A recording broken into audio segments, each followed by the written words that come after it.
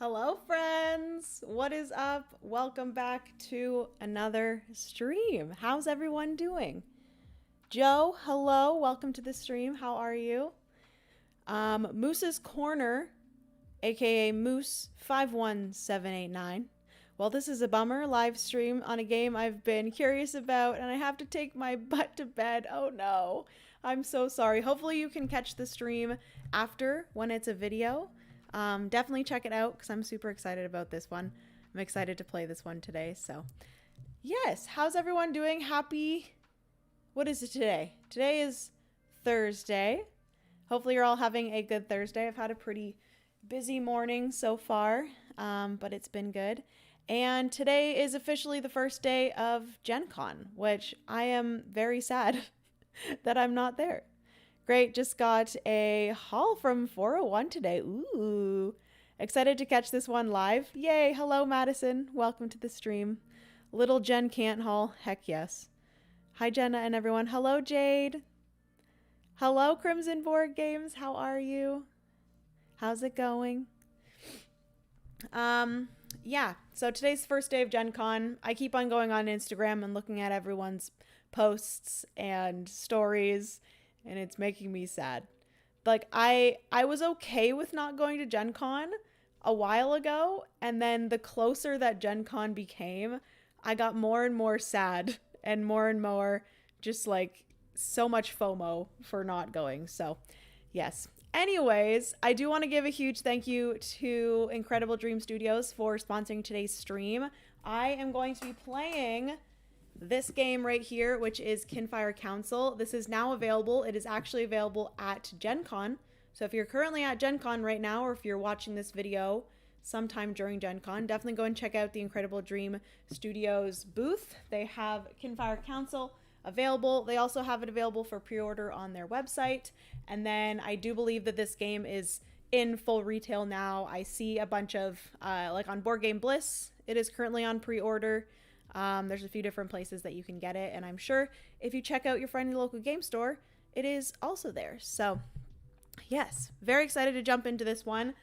This is the third kind of game in the series, of the Kinfire world, which is made by Kevin Wilson. That is the designer.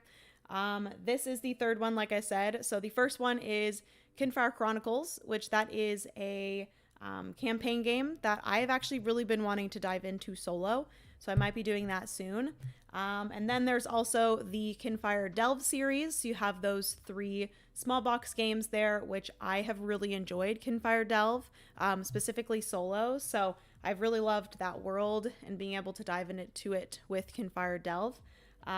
So this is the third one. It's Kinfire Council. It is a competitive game, worker placement game with some like voting and stuff, some really cool unique mechanics, but also with the expansion it adds in a cooperative mode where you're actually playing against the cultists, and then also a solo mode, which we are playing today, where you are playing against the cultists as well. So we are trying to beat the cultists. The cultists are going to be getting victory points throughout the game, and then they're also going to be getting victory points at the end of the game with hidden threats. And if we, at the end of the game, have more victory points than the cultists, then we do win. So let's freaking do it. Also, let me catch up on chat. Bummed I'm missing Gen Con this year and in the blues, but not seeing this stream. But seeing this stream helps, yes. The FOMO is so real. It really is. JG Cars, hello, welcome to the stream. I'm so curious about this one. Yeah, I honestly, like before because Incredible Dream reached out for me to do a solo guide for this. Definitely go check out that video if you're interested in knowing how exactly the solo game is played. Obviously, if you watch this, you're going to be able to see. But yes, they reached out for that, and I kind of knew a little bit about the game, but I didn't fully know how the game played. And after I learned this game, I was like, wow, I am so excited to play this solo. I feel like it's going to be challenging, but I'm excited. There is worker placement, which I love. There's resource management. There's like upgrading of workers. There's asymmetric abilities. There's like research cards that you can use. Just so many good mechanisms. So I'm excited to jump into it today. Every year I tell myself I don't need Gen Con. There is too many people. And then I see people's posts and I cry. Joe, same. Honestly, like last year was super, I don't know why. It was like super overwhelming for me. But Gen Con last year was a lot. And I think it's because I was by myself a lot walking through the expo hall. And being a very introverted person and a person that doesn't like huge crowds, especially when I'm by myself, I'm okay if I'm in like a group and we're in a crowd together, but me being by myself, trying to navigate to the expo hall and going to meetings and stuff, it was very hard for me to do. So yeah, I was like, I'm okay with skipping it this year. I felt like I did better at PAX Unplugged because it's not as big, but it still has a lot of the publishers there.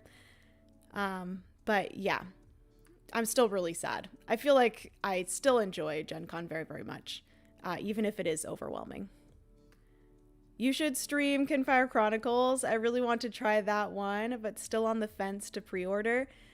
Yes, I do actually want to do that, Jade. I think I might do that soon because I want to start diving into more of my campaign games, specifically solo, and I would love to live stream them. So yes, I would love that. Red Gamer Tamer, I love your username. Hello, welcome to the stream. Hello, Ian. Hey, Jenna. Just looking at the crowds of Gen Con give me anxiety. Yeah, it was a lot. I might go 1 year, but I get overwhelmed at Costco. Honestly, Joe, same. I get overwhelmed in many places. Okay, so let's change over to the top down here. I will quickly go over generally how the game is played, and then we'll get right into it. I kind of will explain things as we go, maybe. Actually, maybe I'll do that.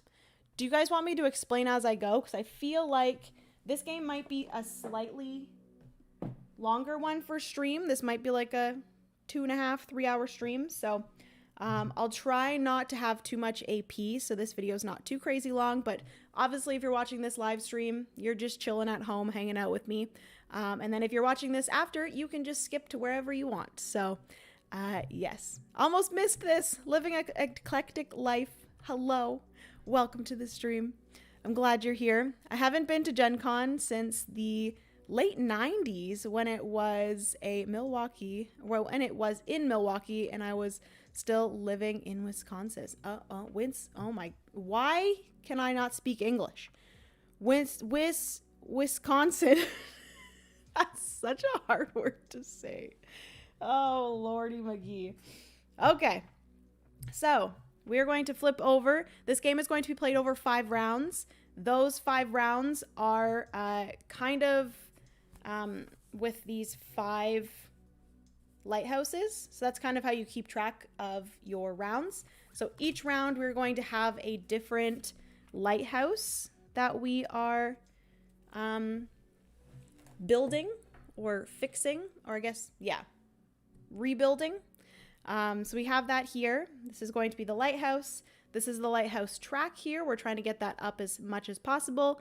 We have sentries here, which I do believe that I have to take a random sentry, which I forgot to do. We also have the threats up here, which I will get into with the kind of first, what is it called, phase of the game, which we'll get into that. We have the main board here with all of the worker placement spots. There are 18 worker placement spots here. There's also city planning, which is another worker placement spot, as well as shady dealer. These two I can have as many workers on as I want, whereas the other 18 of them, you can only have 1 worker on each of those. So if there is a worker there or a cultist there, then you're not able to go to that spot. So you have all those worker placement spots. They are in tiers. So you have tier 1, tier 2, and tier 3. You guys can't see with the top down, but they are on like trays. So this one's on the table, this one's slightly higher, and then this one is highest. We have this side board here, which has the decrees, which we'll get into. We have the research cards, which I will get into. We have some skills here that you can upgrade your workers with. You have the victory point track, the city needs, which we do have to fulfill those city needs, or try to fulfill those city needs by the end of the round. We have the cult influence, which this is something that you do not use in the solo game or the cooperative game. In the competitive game, you can decide at some point during the game to possibly take the side of the cult, because if you feel like the cult is going to win, whoever is the cult conspirator, so whoever has the most cult influence, is going to be the winner. So you can kind of like feel out when you want to start going towards maybe taking the cultist side if you think that they're going to win. We have the cult leader area here, which I'll get into that. We have the hideout over here. Resources along the side, which there are trouble tokens, which are associated with the threat board. We got coins. We have wild. So the wild resources can be used as coins, common goods, rare goods, or food, which this is food. This crystal here is a rare good, and this stone here is a common good. And as the solo game, you do always have the first player token, which is this beautiful token here. I don't know if you guys can see it, if it will focus on it, but it's absolutely beautiful. Okay. Ooh, I just got all 3 Kinfire Delve games from Incredible Dream for review. Was in direct contact with Ilya, so excited to try them. Nice. Yes, Ilya is wonderful. Ilya does work for Incredible Dream Studio. He is the marketing person for them, and he was the one that I was in contact with too, and he's a good friend of mine. I wasn't sure on this one, but watched Monique and Naveen play the other day, and it seems really cool. Yeah, it has a lot of really unique things that I'm excited to see how they play out. So I have my 2 kind of workers or players here. In the solo game, you do play 2 players, so you're kind of playing two-handed, but everything is shared, aside from like abilities and influence. I should have known. Livestream Thursday. Jello. Hello, Brian. How are you? So I have here Vath, which Vath has a special ability, and I have Lyra, which she also has a special ability. And then we have our kind of seeker. So in the game, you are kind of pairing together a counselor board, which are these kind of sideboards here, with a seeker board, which gives you a seeker, which is this main acrylic standee worker. Then you also have the rest of your workers, which are these chips here. Your seeker also has a special ability, and then they also have like an additional kind of special thing. They have a seeker ability and then an additional ability. So first we have Vath, which Vath begins the game with 8 influence. So I have all 8 of his influence here. You guys will notice with, oh my goodness. You guys will notice with Lyra that she only starts with 4 of her influence, whereas Vath starts with all 8 of his. And then also Vath starts with 1 random sentry here, which I will decide which, I guess it's random, so I can't decide which one. And then each time I arrest a cultist, which I'll get into, I can either gain 2 coins or cast a vote, which is really helpful. And then Lyra here is all of my workers can be played outside of Dinlux. So typically your chip workers here can only be placed within Dinlux, which are all of these worker placement spots here. And your seeker can be played either inside Dinlux or outside, either at the lighthouse or at the threat board. But Lyra, you can use your other workers outside of Dinlux, which is nice. And then additionally, Lyra can, as a errand, which I'll get into what an errand is, I can make 1 trade. Instead of doing another errand, I can decide to make a trade, and there's like a little board there that I can decide what thing I want to exchange. So I think that is everything. The first thing that we do during the round, actually, let me quickly, technically, I had these all nicely organized, but I need a random sentry for Vath. Should I just take one of those that fell?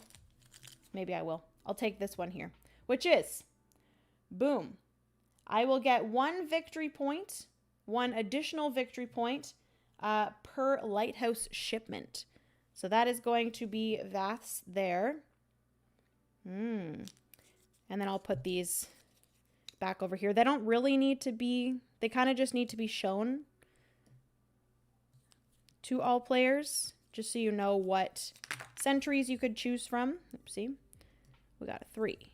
We got a 2. We got a 1. We got a 2. We got a 1. We got a 2. And we got a 1. Okay. So these are all the sentries. I will put Vath's sentry here so I remember whenever I make a lighthouse shipment with Vath, I will get an additional victory point. Hi there, finally caught you streaming. Hello. Aldrin, welcome to the stream. How are you doing? Thank you so much for coming into the stream. I appreciate it. Okay, so the first thing that you do during the round, there's going to be 3 phases. There is Sun's Rise, which during Sun's Rise, we are going to first put out the decrees, which we are going to have 2 decrees from here. Typically, multiplayer game, you only have the 2 decrees. So you're going to put out 2 of those. But in the cooperative and solo game, you additionally have a cult decree.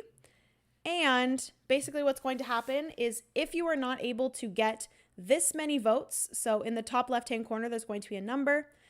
With this one specifically, it's 3. So the cult decree already has 3 votes. If I'm not able to get 3 or more votes on one of the other 2, the cult decree will win.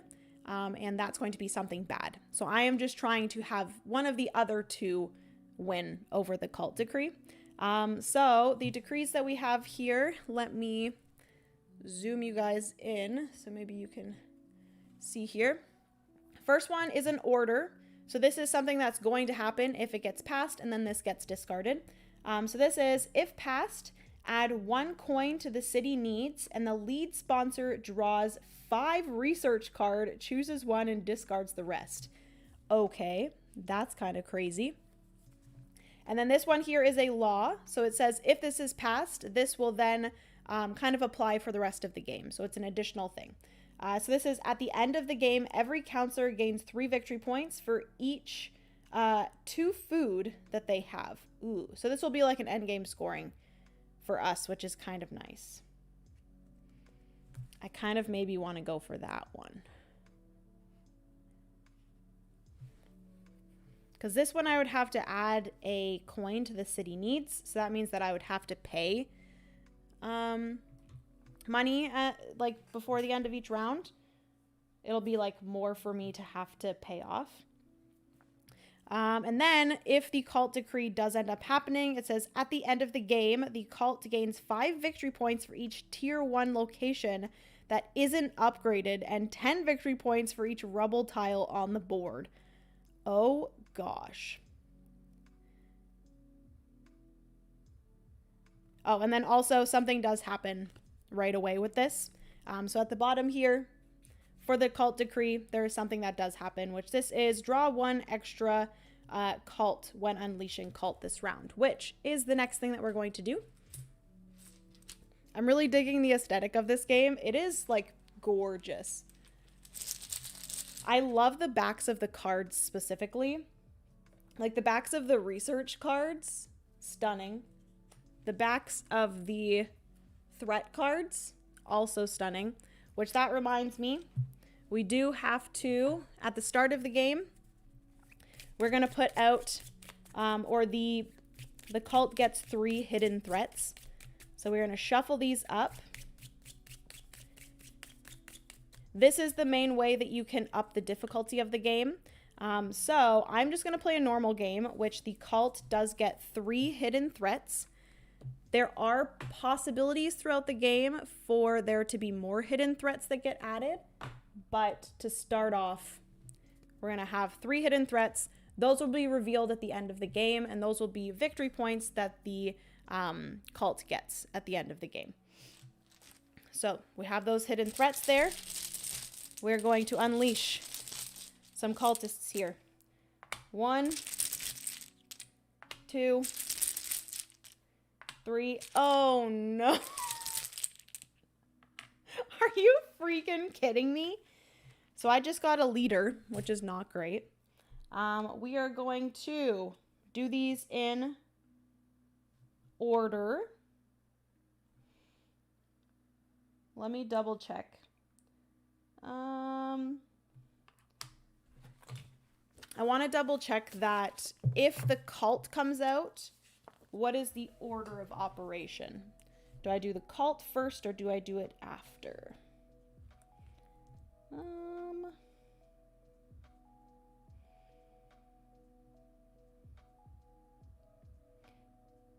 Resolve these last. Okay, so you do resolve the cult leader last. So we're going to go in numerical order. So I drew cult number 1, 7, and 15. So we're going to put 1 here. That is going to add a threat to 1. Oh my goodness. This is not good. And then we're going to add number 7. So basically you look at the number here. So then we're going to add a card to 7. And then 15. So that's going to be placed on 15. And we're going to add a card to this spot here. So whatever number it is, that's going to be where it is. If there's no card, you add a card. If there is already a card, you're going to add a trouble token, which we have the leader here, the cult leader. They're going to be placed here. And because I took a cult leader out, we are going to trigger from left to right all of the different threats. So unfortunately, already, we are going to place a trouble token, 1 on each of these cards. And if you ever have the same amount of trouble tokens on a card that is already, or has it in the top right-hand corner, left-hand corner. So this one has a 1 here. So we have 1 trouble token. This is, if triggered, draw a cultist. If numbered, the district of the drawn cultist is downgraded. Oh. And a rubble tile placed on it. Then return the drawn cultist to the bag. Okay. So that... Well, this gets discarded, obviously. If triggered, we're going to draw.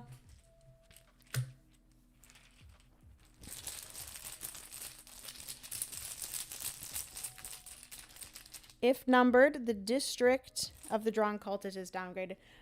Fortunately, we do not have any upgraded districts. So basically when it says downgraded, if this tile was upgraded, I would then have to downgrade it. But we fortunately got this one at a pretty good time. So if numbered, the district with the drawn cultist is downgraded, and a rubble tile is placed on it. So we are going to have to place a rubble tile on this spot here. Workers cannot go here. At Night's Fall, cult gains 1 victory point. If upgraded, discard this tile. So I need to upgrade number 10 right away. And then this drawn cultist goes back in the bag. All right, so a lot happened in that first round. I was not expecting that, but okay. So we were able to at least get 1 off of there. We do have 2 here. They both need 3 trouble tokens. So I'm going to try to defeat both of these cards before there's 3 trouble tokens on them. Okay, and I'm going to have to try to upgrade that 10 there. And we have these 3 cultists here on the board. Okay, so that is everything for Sun's Rise. You're going to place out the decrees. You're going to figure out the cultists and your threats here. And then that is going to be everything. Okay, moving on to the next phase, which is Day's Light. This is the main phase of the game. You're going to, in the solo mode, go back and forth with your players. So I'm going to go red, green, until I have placed out all of my workers. And then we'll go into the next phase. I need to play more solo games. You do, Joe. Honestly, playing solo games is a lot of fun. It's very different from, obviously, playing multiplayer. But it just has really helped me, I feel, with doing better with like thinking through games, if that makes sense. I find that I do better in multiplayer games nowadays because I've played so much solo. And like when you're playing solo, you don't have to worry about, you know, am I taking too long? You can really take your time. And if you're like taking your time and figuring things out, you eventually get better at working things out in your head and quicker. So anyways, we are going to start off. What do I want to do? There's a lot of things. But what do I want to do? There's so many things. Okay. So if I want to make sure that I get this off as soon as possible, I'm going to want to upgrade this one here, which in order to upgrade, I have to go to city planning. And in order to upgrade a tier 2 tile, I have to spend 2 coins and 2 common goods. So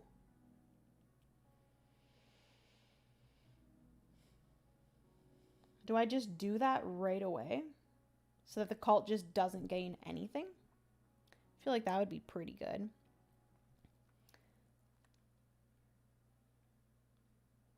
If I go to 13, that's going to allow me to get my 2. Yeah, maybe I do that.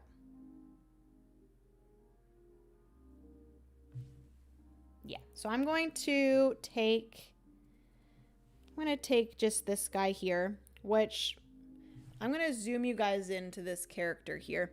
This is Win. I think his name is Win. Look at him. If I was making, do you guys know those like people were making hear me out cakes? Where it's like, you know, hear me out. This guy. Look at him. He would be on my hear me out cake if you ever seen those before. I won't say too much more than that.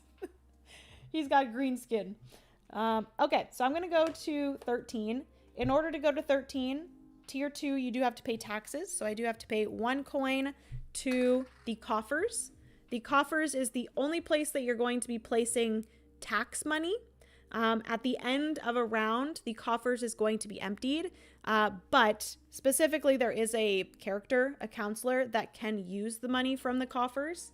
And there might be some cards that apply to the coffers. So I have to pay 1 coin in order to use a tier 2 place. I'm going to use this one here. I can do one of the 2 actions here. So there's either necessities or Highgate.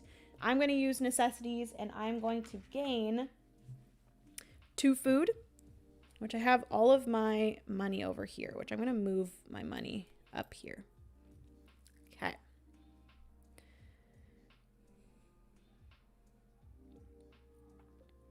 I love playing solo because there's no rush. Exactly. I'm a solo player primarily because it's hard to get friends and family to the table. Yeah, I feel you, JG. It's just very puzzly and helps negate screen time consumption. Yep, I agree.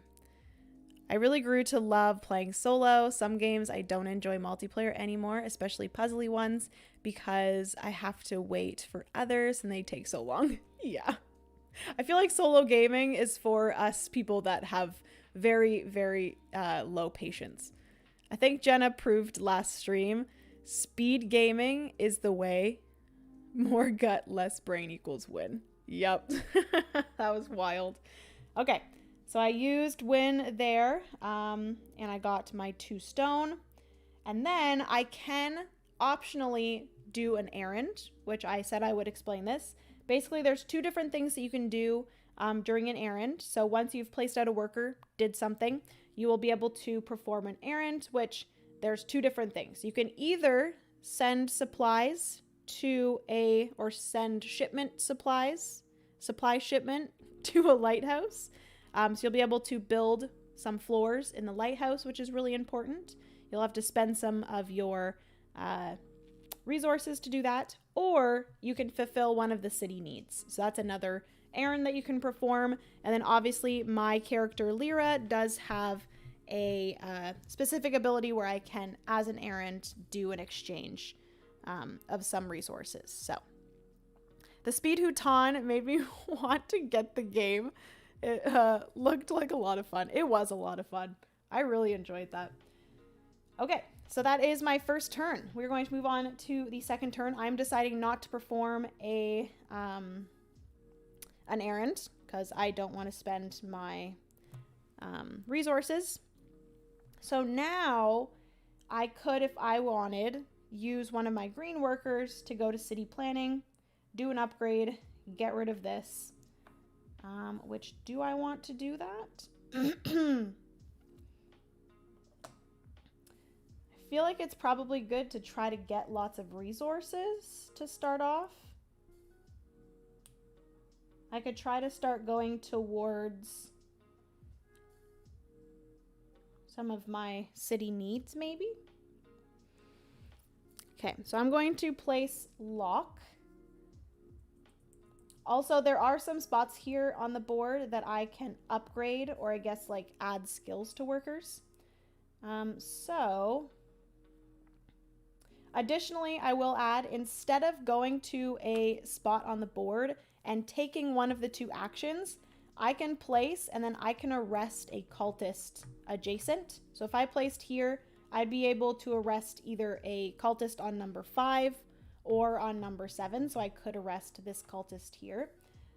So I maybe want to do that. You really want to arrest all of the cultists that you can. And then the arrested cultists can be used as a resource, which is nice.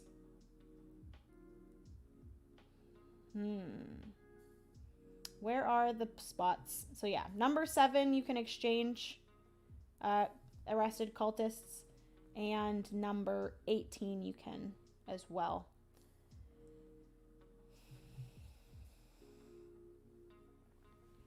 Also, is my audio good, guys?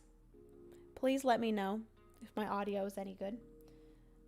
Okay, so I do actually think I want to arrest a cultist.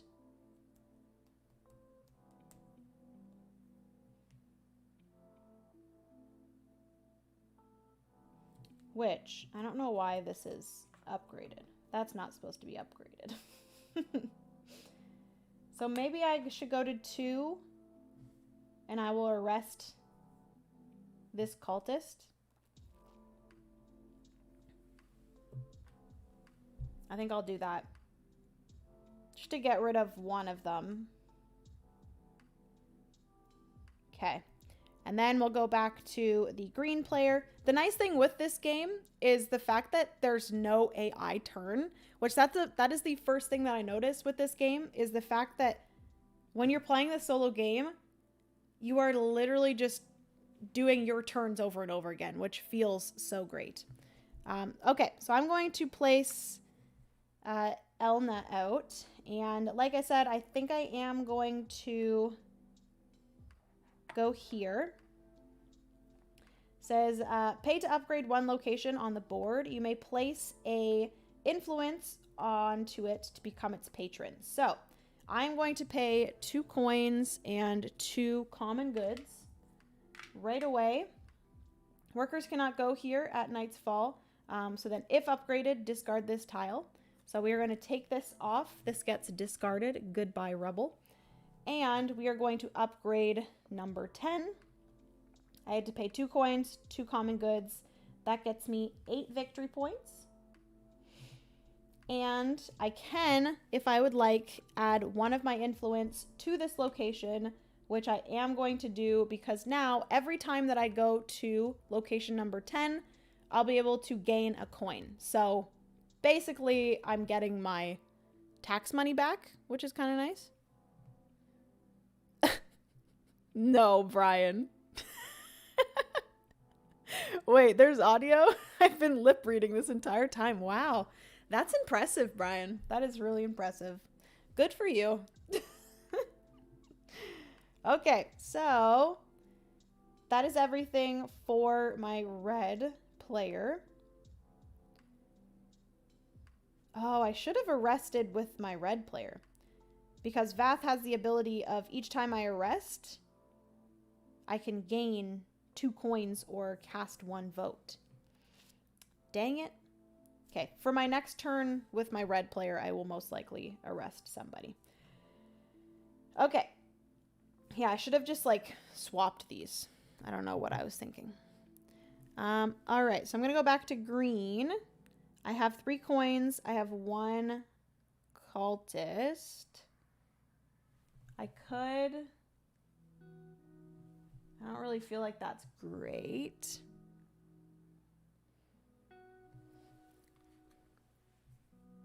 I feel like it's probably very difficult to get resources in this game. I have a feeling.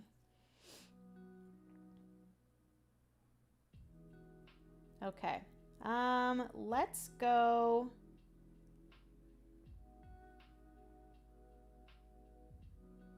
I'm gonna go.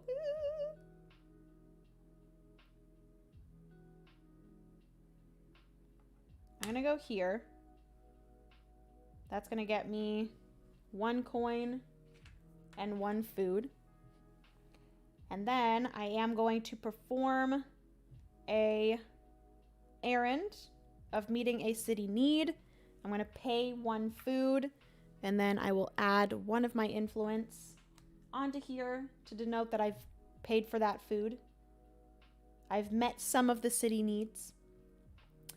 And then we're back to red player. I'm going to take Doma, and I'm going to go here. And instead of doing one of these 2 worker placement spots here, or 2 actions, I'm going to arrest this cultist here. That is all that I do. And then each time I arrest a cultist, I can gain 2 coins or cast a vote, which I do think I'm going to cast a vote. And we are going to cast 1 on official food stockpile. Okay. That's that. I could have gotten 2 coins, but I think I'm okay for coins.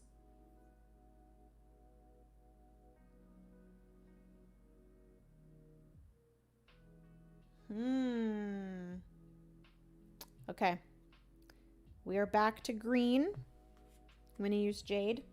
As of right now, I'm kind of not thinking about what, like, worker I'm using because... Well, maybe I should actually go... Actually, you know what? The reason why is because they don't really have any special abilities as of yet.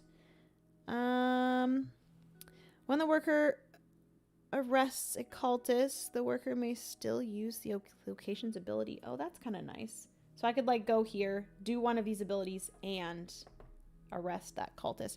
Maybe I will wait to do that. This Asha here is maybe placed in an occupied space. If a cultist is present, move the cultist to an empty numbered space. Oh, that's kind of cool. Okay. So maybe I'm going to go here with Asha. That's going to allow me to draw 1 research card, which this is Friendly Alchemist. So this is play during your turn to gain 3 coins, a coin and a common good or a rare good. Good to know. That's really nice to have. And then I get to cast 1 vote. So I'm going to cast another vote on official food stockpile. And then I think I might... No, maybe I'll do that next turn. Okay. That's it for Asha. I don't have to do an errand. I can't do an errand. I can't afford anything. So that's everything there. We're going to go back to... Oh, shoot. You know what I just realized? I'm an idiot. It should have been this worker, not Asha, which is fine. Actually, no, it doesn't have to be that worker because these workers can be placed outside of Dinlux. So I'm actually going to put her there. So I casted a vote. I got a research card. That's good. Typically, it's only your secrets that can go outside of Dinlux, but with Lyra, I can place any of my workers. Okay, so that is everything there. We're going to go back to this side. Red. I think I'm actually going to use this spot that I just used. I don't have to pay any taxes. I'm going to exchange one of these arrested cultists here for either 3 coins or one of the upgraded rare goods. So I'm going to grab a rare good. And ooh, there is this part here, which is a wild. Ooh. Do I want to do that? Yeah, maybe I do that. Instead of going to 7, I'm going to go to 10. I'm going to spend a coin to taxes, but then I am going to get a coin back because I have my influence there. And I'm going to exchange that cultist for, instead of the rare good, I'm going to exchange it for a wild. So, Jenna, when are you coming over to play Nemesis? I need some help. I, honestly, Brian, have no interest in Nemesis. It intimidates me, and there's too much getting in people's heads. That sort of thing. Is that the type of game it is? I'm not 100% sure, but I'm pretty sure it is. Okay, so I went here. That is everything for my red. Back over here, which, like I said, I kind of want to use this one because I can arrest and also use the ability at a spot. So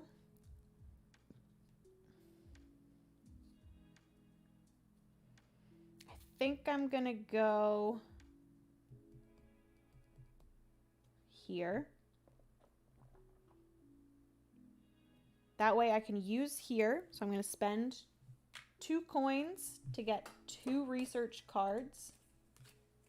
Boom. We have Cargo Snail and 4 Warning. Play when playing a worker to use both locations in a worker's district instead of just one. Oh, that's awesome. And then play to arrest a cultist numbered 1 through 18. Just draw from the bag. That cultist did not take that cultist does not take effect. No new threat or trouble tokens are placed because of it. Ooh, that's cool. Speaking of research cards, I do think I'm going to use this one here. It says play during your turn to gain either 3 coins, 1 coin in a common good, or a rare good. I'm going to gain 1 coin in a common good.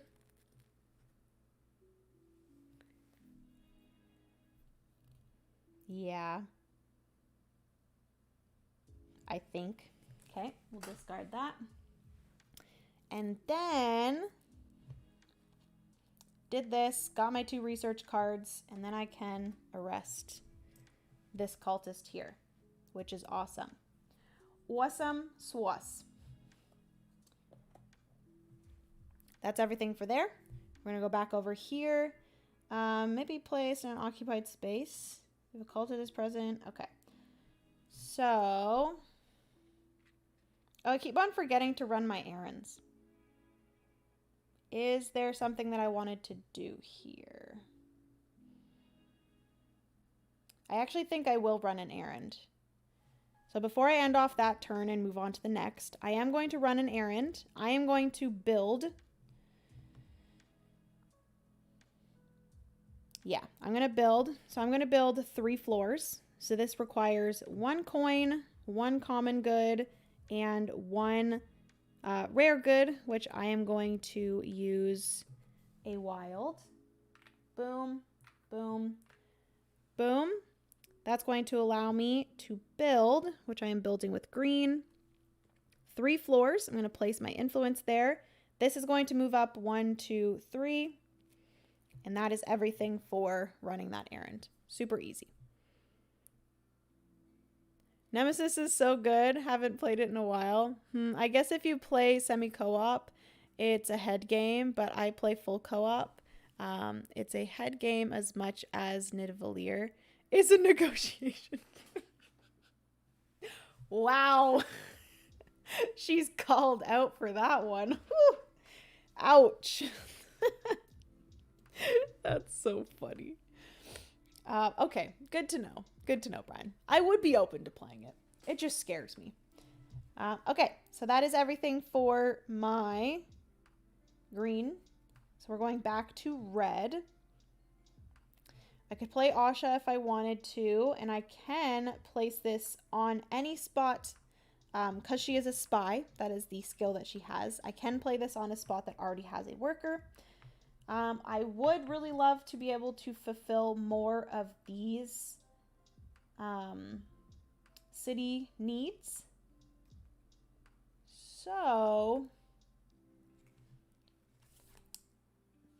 I think I might actually, this is a little bit crazy, but I'm going to use Asha. I'm going to place her on 18.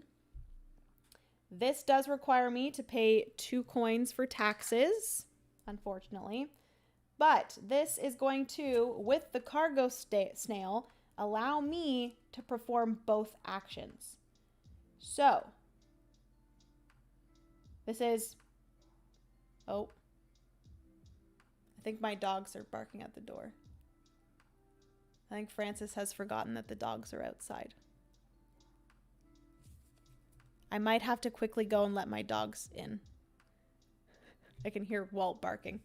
I will quickly do this turn, and then I'll go quickly let my dogs in. So I can play this. When playing a worker, I get to perform both of the stuff at that district. So first, here, I'm going to gain 2 food and 2 stone. And then I can exchange one of my arrested cultists, and I'm going to gain 1 coin and 1 more of my, oh shoot. Probably not the best person to do this with. Maybe I'll just get 3 victory points then. Because I'm using my red, and red already has all of their influence. So instead of 1 influence and 1 coin, I'm going to gain 1, 2, 3 victory points. And then cargo snail is gone. Okay, I will be right back. I need to go let my dogs in.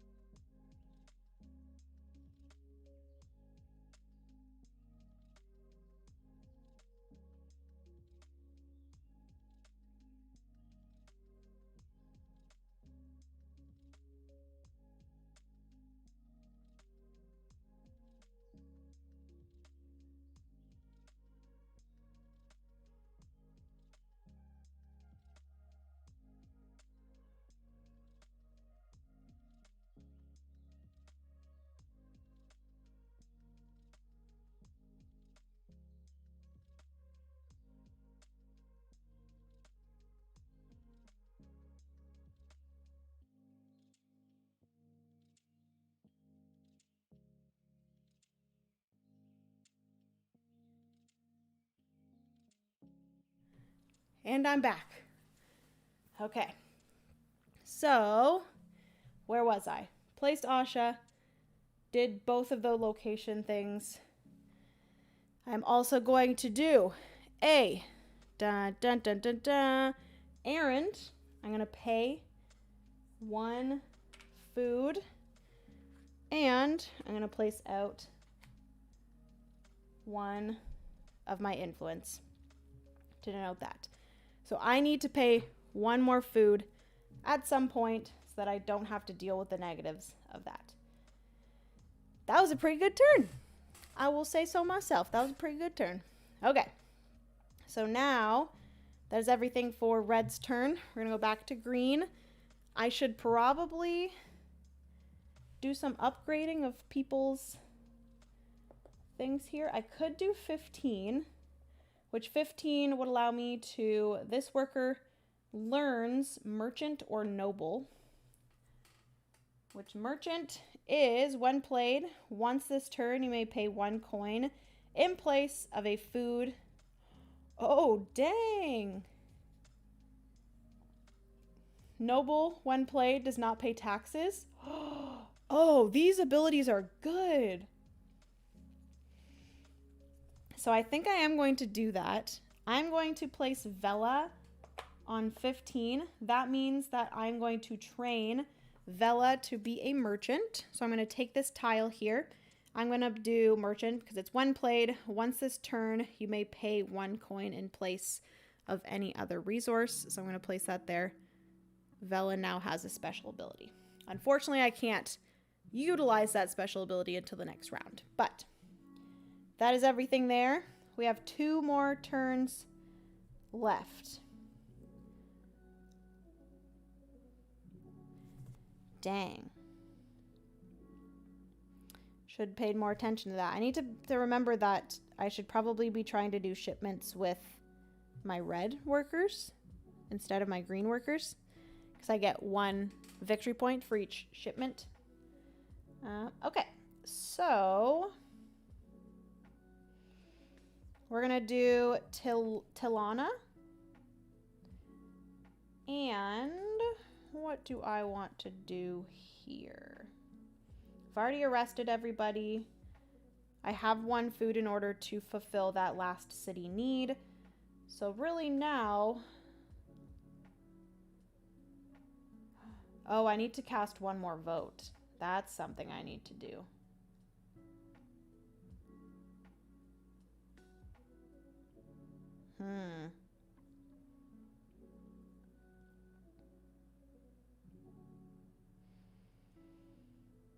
Oh boy. So I can't go to any on the tier 1 or tier 2. I have to go on tier 2 or tier 3 I can't use. I have to use one of these, which can probably do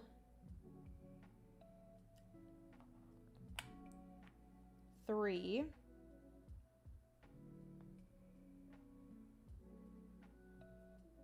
Because then that'll allow me to cast a vote and gain 1 additional errand.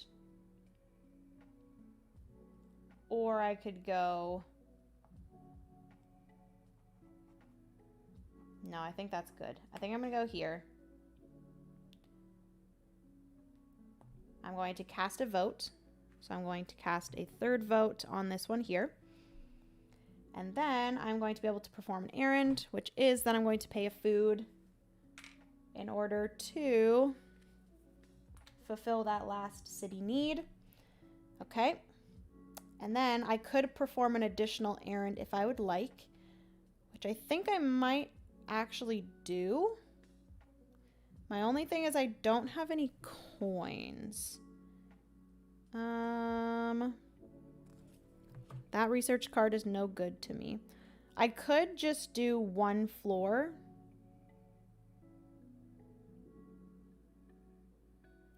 I think I might actually do that. I'm going to do 1 floor. I'm going to pay 1 common good. And I'm going to build 1 more floor of the lighthouse. Okay.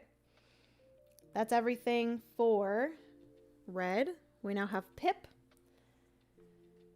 1 more. Again, I can't use any tier 2 or tier 3 because I don't have any money. So...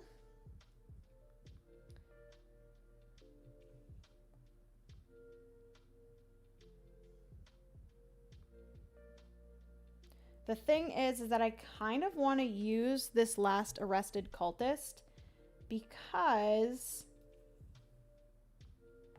if the second cult leader comes out, the whole bag resets and all arrested cultists go back into the bag. So the cultists that you arrested that you haven't used yet, they get taken away. So I think I will actually go here and I'm going to spend that arrested cultist and I'm going to get 3 coins. 1, 2, 3. And then I will run one last errand, which is going to be spending 2 coins and 1 common good. Boom, boom. And that's going to allow me to build 2 floors. 1, 2. Okay. Ooh, which also I should have gained for building this. I should have gained 1 victory point. I have to remember, whenever I use my red to build in the lighthouse, I get 1 victory point. Okay. Have you played this multiplayer yet? I haven't played a multiplayer yet, but I think we possibly might be playing it this weekend. I kind of want to, because I think it'd be really cool multiplayer as well, because you can take the side of the cultist. Okay, so that is everything for that. We're going to go into the Night's Fall, which is the last phase. There's a bunch of different things you have to go through, so let's go through those. So we're going to first do city needs. So every city need that is met, you get 2 victory points. So I get 2, 4, 6. So 1, 2, 3, 4, 5, 6 victory points. If I didn't meet one of them or 2 of them, for each that I had unmet, I would place an additional cultist into the hideout, and that would then also be added into Dinlux at the beginning of the next round. So I get these influence back. Those get placed into the spots there. So we have those. We have Resolve Docket. So fortunately, I did get one of these to have the same. So it technically is tied, but whatever player has this token, which there's a specific name for this token that I always forget. It is the Speaker's Medallion. So whoever has the Speaker's Medallion, which obviously in the solo mode, you as the player always has it. So I get to resolve ties. So there's a tie. Obviously, I'm going to choose this one here. So we're going to take off these influence. Oops. Boom. Boom and boom. This is the winner here, which this is. At the end of the game, every counselor gains 3 victory points for each 2 food that we have. So obviously I am the solo player, so I'm just going to gain 3 victory points per food that I have, which I'm trying to figure out a good spot for this so I remember that I score that at the end of the game. These 2 do get discarded, so we'll put those over to the side. And then next up we have Resolve the Cult. Resolve any remaining cult on the board. There are none on the board left, thankfully. If there were any of the arrested cultists left on the board, they would then trigger the threat board again. But thank God we got rid of those. And then for every damage that is on the lighthouse, which we have no damage on the lighthouse, this would go down, but we're not going to put it down. So we're going to award the cult. So the cult gets 3 victory points. So 1, 2, 3. And that is it. We're then going to build the lighthouse. I'm going to get victory points based off of where this is. So for every floor that I built, I get 2 victory points. So I have 5, 6 floors built, because this is 3, this is 2, this is 1. So I have 6 built times 2. I get 12 victory points. So 1, 2. So I'm at 30. Okay, these also do come back. My influence.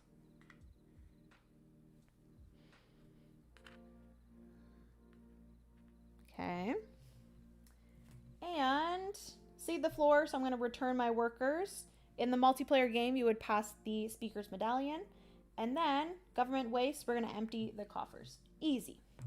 So all of these are going to come back, and we are going to move on to round number 2.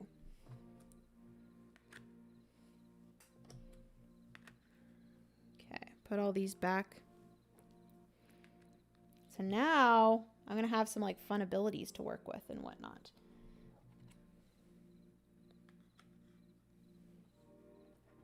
I have to remember that Vela does have a special ability.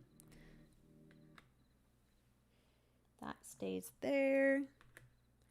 This goes here, and this goes here. Okay. So I have 1 coin. Penny, why are we barking? I know that sounds like the doorbell, but it's not.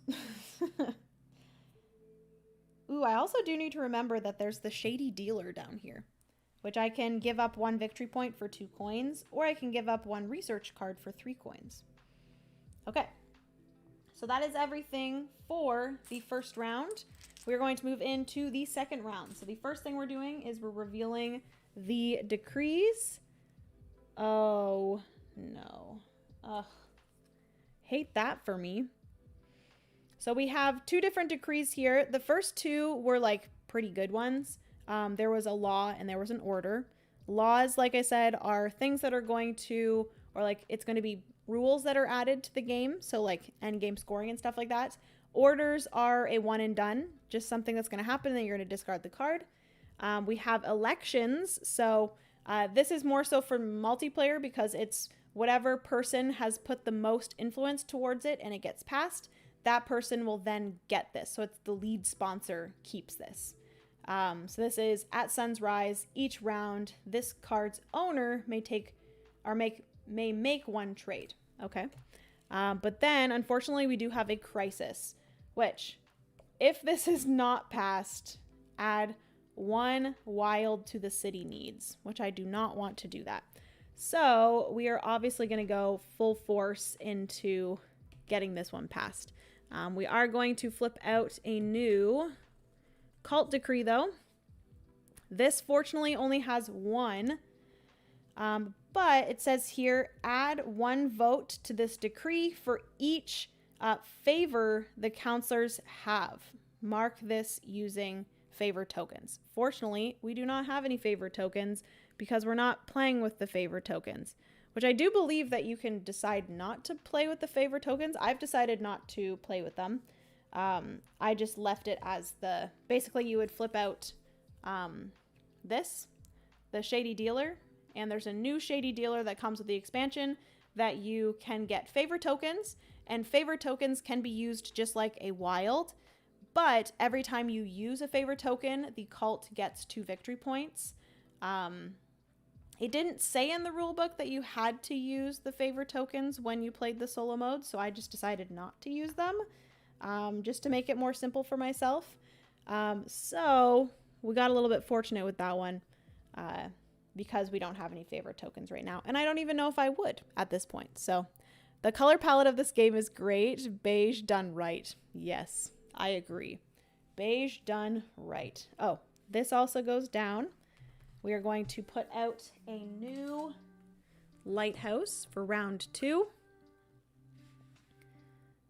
Oh, this is a more difficult lighthouse to achieve. Okay, so that is that. We just need to get 1 or more on either of these for this one not to pass, so that's nice. City coffers does get emptied as well. And we're going to move on to placing out the cultists. 1, 2, 3. Oh no. No, I think we're gonna, oh no, we don't. Oh, thank goodness. Okay, so we got this round I'm definitely gonna have to get rid of these guys. All right, so we have a 4. So that's going to add a card here, which this is, if triggered, add 1 food to the city needs, and each counselor must discard all of their food. Then the cult gains 5 victory points. Oh gosh. So that's going to be added, and that is number 4. And then we have 12, which for some reason I thought 12 and 16 were both going to go to here and that would have triggered it. But we have 12 and 16. So 12 is going to go here, 16 is going to go here, and then trouble tokens are going to be added here and here. Hate that. Absolutely hate that. I'm going to try to destroy some of them this round. We'll see. Maybe I'll try to like destroy this one because that will get me 17 victory points, which would be really nice. So I will have to try to get 2 wilds, a rare, and an arrested cultist. Oh boy. So those are all out. Thankfully, we did not get another leader because that would have been awful. All right. That is everything. Let's get started. How do I want to do this? Would love to do a little bit of arresting of some cultists. So, but also would really love, I think it's the guard. When this worker arrests a cultist, the worker may still use the locations ability. I'd really love to get a few more guards. The guard ability is pretty good. Which, where do I go to upgrade to a guard? Number 3. So let me do that. I am going to take Win. I'm going to take Win, and I'm going to pay 1 coin. Oh, that's unfortunate. I have to pay a coin to do it. Pay 1 coin to upgrade or make this worker learn the guard ability. Again, I can't sadly use that guard ability until the next round, but we'll place that there. So now Win is guard. Why is my dog barking? Who knows? I think I might have got a package. And guess what it might be? A board game. All right, so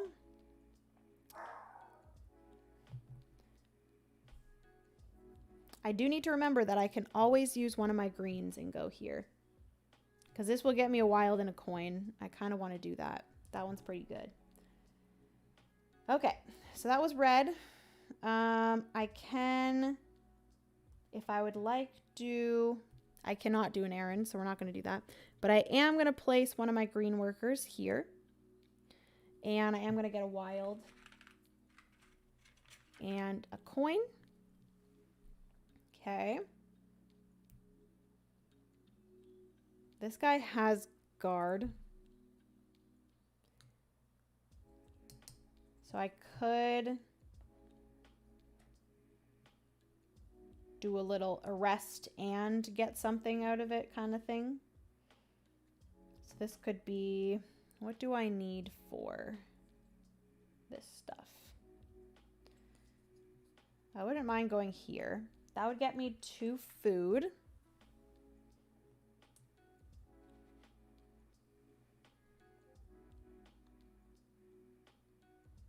Two food, and then I could arrest because they have the guard ability. Okay. And then I need 2 wilds. That's insane. I need 2 wilds. I need to arrest this one here too, which that's going to cost me a coin. Ugh.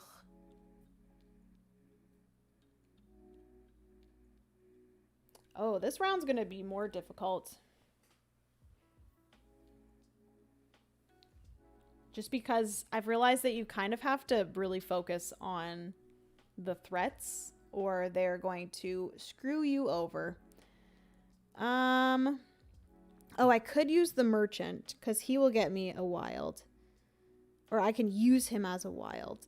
And I might use the merchant to go here because I can use all of my green workers outside of Dinlux. And I can use a coin in place of a wild. So in order to beat this one, I need wild. I can use this coin as wild. I need an arrested cultist. And then I also need a rare good. So where do I get rare goods?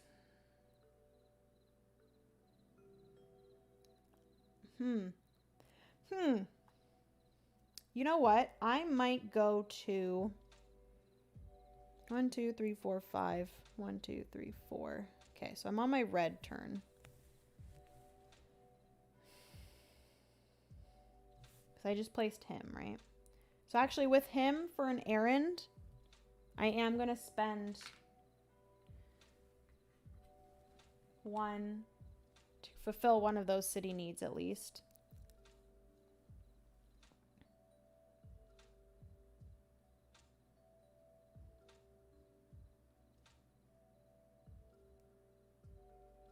Did I use 2 greens in a row? I might have used 2 greens in a row. My bad. It's okay. So then I'm going to do red. And I need some way to get a... because this would be a coin to get a rare good. I could do a cultist to get a rare good. I could just go here. Can't go there because I need a coin. Which, actually, yeah, that's what I'm going to do. I'm going to go to the Shady Dealer. I can discard a research card. Wait. Play to arrest a cultist. Numbered 1 to 18, just draw from the bag. Actually, do I want it? Yeah, I'll discard that. I don't really want that. I'm going to discard 1 research card to get 3 coins. 1, 2, 3. And then again, I am going to perform. I'm going to spend a food to fulfill that there. That city need. Okay. And then I am back to my... actually, let's just say I started with my green. So it is the green. So did you get any more blind boxes? I did get a few when I was out in Toronto the other night. And I have already unboxed it. And that video will be going up within the next few days. Very excited for that one. But I also do have 2 in the mail that are coming to me, which I'm very excited about. I am way too obsessed with blind boxes. It's bad. Okay, so now that I have coins... I still need a rare. So I'm going to go with this guy here. I'm going to go here. This is going to cost me 1 coin. To the coffers for taxes, I am going to arrest this guy here. Boom. Then we're going to go back to red. I'm going to place a red on number 7. 7 is going to allow me to exchange 1 arrested cultist for 1 rare good. Look at me go. And then I can now take my merchant. He can be placed outside of Dinlux. We're going to go here. That is going to allow me to spend 1 arrested cultist, 1 rare good, and then 2 wilds, which this coin can be used as a wild. Pay those. Boom. Boom. Boom. I have defeated the diabolical wizard. Woo! Okay, so then I get 17 victory points. So 47. That was a good one to get. And then the cool thing is because I have this card now, I can use this card in order to exchange for other things. So there are spots on this board that actually allow you to use this as a resource to exchange for things. So here, I already have a person here, obviously, but I can exchange 1 thwarted threat for a wild and a coin, or a influence and a coin, or up here I could do 2 rare goods or an influence and 2 coins. This here I can exchange it for 3 research cards, for a sentry or 5 victory points. That's pretty good. So I have that now for a resource. Woo! Yeah, baby. Can't stop, won't stop. Who needs board games when you have blind boxes? Well, the thing is that I have so many board games and I need to start playing all of them. So then I'm like, well, I don't need to buy board games because I need to play all of the board games that I already have. So now I can just buy blind boxes. Once I get my hands on Slam Throne, those will be my addiction. Heck yes. Pogs were awesome. Is that what they were called? Okay, so that was my green. Place that over there. I could do an exchange for my thing. What I actually might do that. Because I can exchange for my errand. I can exchange 1 coin for a vote. So I think I'm going to do that. Because I do really need to get some votes onto this card. Actually, technically, I only need 1. Because again, this only has 1 on them. So maybe I don't do that? Is there any other way that I'm going to be able to get votes? Or do I just do that and that's good? I have the same problem. I just got a big box of games and I really don't need them. I can't wait until things start to slow down a little bit in fall. And that's when I get a lot of my board gaming done. So things have just been way too busy the last few weeks. And like every single weekend I've had like plans to do other things other than gaming.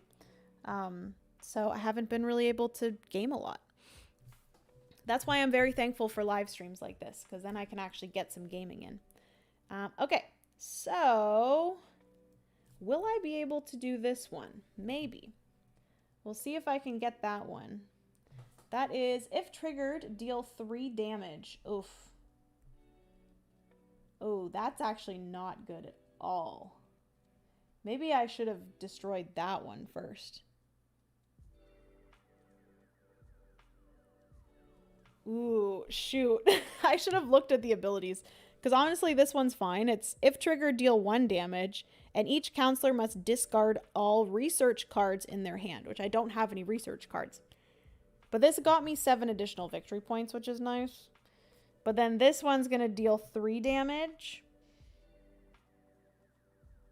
Which is not great. So maybe we try to get that one. So I don't have to deal with that. Okay, so we're back to red. I still have some things that I can do here, so I think I'm okay. Is there any spot here? Actually, I could do this. This is pretty nice. Here, it says you can spend 1 sentry in order to take off trouble tokens and then also make the cultists lose victory points.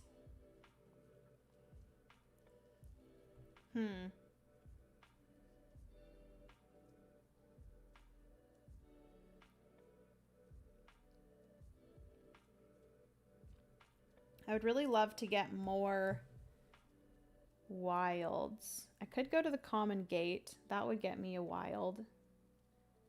Because I need 1 wild and 2 stone. So maybe I do that.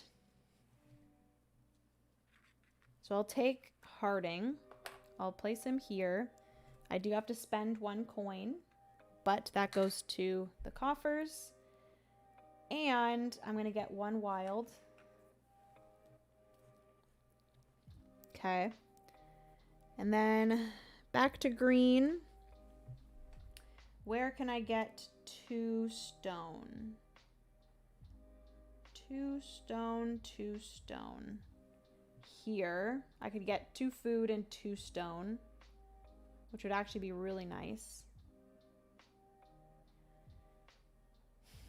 But I have to have 2 coins. So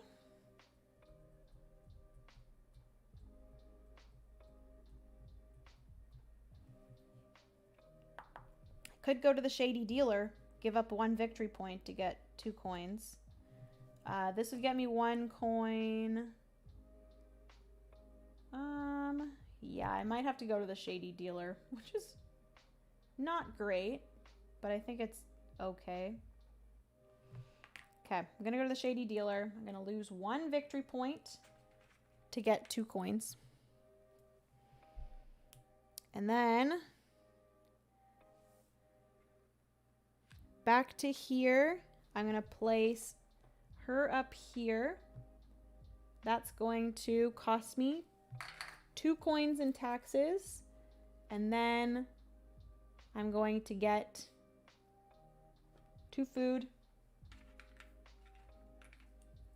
and 2 common goods. Okay, and then for an errand, I am going to pay 1 food, 2, that was with a red, achieve my last city need.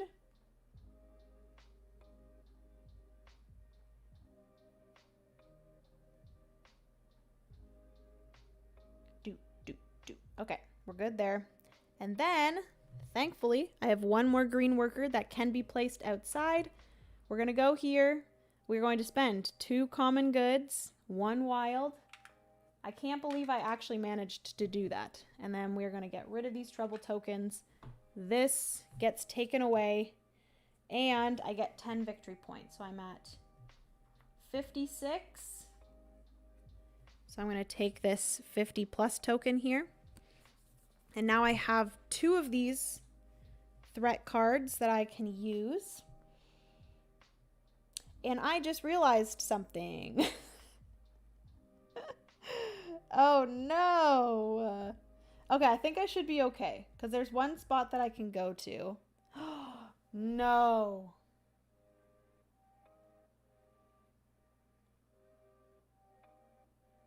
Oh no. Is that okay? I think that's okay.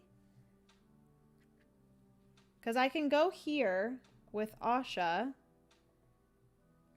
It costs me 1 in taxes, but I gain 1 for being the person there. What is this called? You're the... Please hold as I remember the exact wording for this. Oh, it's right down here. Patron. So I'm the patron of the Crimson Exchange. So I gain a coin. So then I'm going to put it there. So it's evens out. And then I'm going to spend 1 of these cards. I'm going to discard that card to get 2 rare goods. And then for my errand, I'm going to send a lighthouse shipment, which is 2 rare goods. I'm going to take my influence, place it here. That will at least get me up 1, 2, 3. And that does give me 1 victory point because it was my red. Oh boy. That was crazy. I can't help myself. I just bought a bunch of Rolling Realms promos and I haven't even played the game yet. Something about the little packs to open. Yep. Jade, I've been very close many times to going and buying some more of those realms because I really enjoyed the live stream of Rolling Realms. Gotta head out. Been great. I'll see how you did later. Goodbye, Joe. Have a good rest of your day. Thanks for hanging out. Okay. So, is that everything for me? Yes. So that is everything for this round. We're going to go through all of Night's Fall. So we're going to resolve the city needs. Yet again, I was able to do all 3 of them. So I do get 2, 4, 6 victory points. 1, 2, 3, 4, 5, 6 victory points. These are going to go back over here. Okay.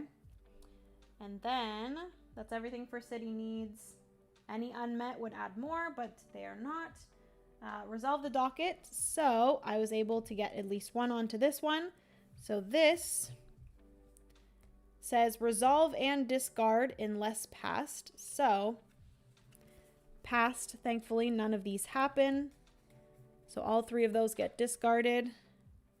I get my influence back over here.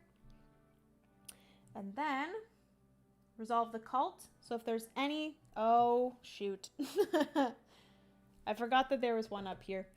So there is a 16 up here. So that is going to make this go again, which means we're going to add 1 to here. That's not fun. This is going to go here, going to get discarded. That is the cult. We're going to build the lighthouse. So didn't really do much, but the AI or the cult gets 6 victory points. So they go 1, 2, 3, 4, 5, 6. Okay, and then I get 3 floors times 2. So I get 6. 1, 2, 3, 4, 5, 6. Okay. That is everything there. And then seed the floor. I'm going to take all of my workers back. And we are on to round 3. That round was a lot of fighting things. And now I actually can use my guard ability here, which is fun. Okay, let me put all these back in the right spot. I do get this influence back. This goes back down to the bottom. We're going to put out a new thing here. Google kept taking me to King County Council. LOL. That's so funny. Did you eventually get there? Big family living. That goes there. Wynn now has his guard ability. Fun, fun. Ah! Okay, and these 2. I'm a little bit nervous of the cult, but I think this one's definitely going to happen, which is a little bit unfortunate. We still have 1 more cult leader that could come out, potentially. Coffers gets emptied. Okay. And I believe that is everything. So we are going to move on to round number 3 of 5. We're almost halfway through. I need to remember that I need to get lots of food. I have 1 food, but I'll probably spend it at some point. Drought. If triggered, add food to city needs, and each counselor must discard all of their food. Then the cult gains 5 victory points. Great. I'm going to lose that food. Hate my life. Okay. So I did everything. We're good. Time to start the next round. So we are going to put out decrees. So we have an order here. And we have a law. If passed, add... I don't really like the orders. They're kind of bad. I guess, like, you add something to the city needs. So you have to add one of the rare to the city needs. Then the lead sponsor may spend or send a 3-floor supply shipment to the lighthouse site for free, which is pretty nice. And then the law here is counselors gain 1 victory point and 1 coin from the coffers when they arrest a cultist. At the end of the game, each counselor gains 3 victory points for every thwarted threat that they have. Ooh, that one is good. I think I might try to have that one get passed, but we will see how many I have to beat in order to avoid this cult decree. Okay, 2. So I just have to put 2 onto one of the others. But here, if there's a threat in threat zone 13 to 18, trigger it. Otherwise, draw a threat and place it there. Great. Love that for me. So we are going to have to trigger this. Why? Why are you so mean? If triggered, deal 1 damage, and each counselor must discard all of their common goods. Thankfully, I have no common goods. But we are going to add a damage to, I believe, the lighthouse. But I don't know. I think it's just a trouble token that I add. Please hold while I figure this out. Yeah, so it is damage to lighthouse. And I'm pretty sure I just added a token, like a trouble token. Because I don't think there's any damage tokens. So we're just going to add a trouble token there to the lighthouse. And every trouble token or damage that you have on the lighthouse at the end of a round pushes this down once. So we're going to have to keep that in mind. That is quite unfortunate. All right, so that was just from that, which sucks. And that doesn't even get discarded, so it could possibly happen again. But it's like not awful. Okay, so we're going to pull the next 3 cultists out of the bag. Please, Lord, let it not be the cult leader, because I don't want that. I don't want that. We got 2, we got 6, and we got 11. Okay. So 2 will be added here. Unfortunately, that is going to have this happen. So a trouble token will be added here. That means that there is the same amount. So this is going to trigger. If triggered, add food to the needs. So now we have to fulfill 4 food needs in the city needs. And each counselor must discard all of their food. So I have to discard this food, and the cult gains 5 victory points. 1, 2, 3, 4, 5. Great, love that for me. And then this does get discarded. Hi, Mike, how are you? Meeple Mike is chiming in from Gen Con, making me sad. Yes, I eventually found it. Google and I have a love-hate relationship. Same. Okay, so that is that. And then we also have 6, which is going to then add one of these. Oh, this one has a 4. So that's not going to be for a while. And then we have 11. So that is going to add one of these as well, which is 1. Great. Cool. Love that. That one's plague. Okay. So that is everything for the setup for this round. We're going to get right into placing out our workers. I'm going to have to deal with some of those, but I'll figure that out. We also have 4 food in the city needs now, so that's great. Okay. So right away, I would love to be able to go here with somebody that is going to allow me to do this action as well as a rest, which is going to be either Win or Core, because they have that guard ability. But in order for me to do that, I have to have a coin. So we're going to have to get some coins first. But I also need food as well. So maybe what I do here is I'm going to go with Core. I'm going to go here. He's going to be able to do both. So I'm going to be able to do this, which is going to allow me to get 2 coins. And he is going to arrest this cultist here. Okay. That's that. And then right away, I think I am going to use Core here. Hello, Bradley. Welcome to the stream. How's it going? Taking a break from running around. I haven't cracked open my Kinfire Council stuff yet. Excited to try it out. I'm having a lot of fun, Mike. And hopefully you're having a good time at Gen Con. Yeah, definitely take some breaks. Are you like chilling back in your hotel room? Okay.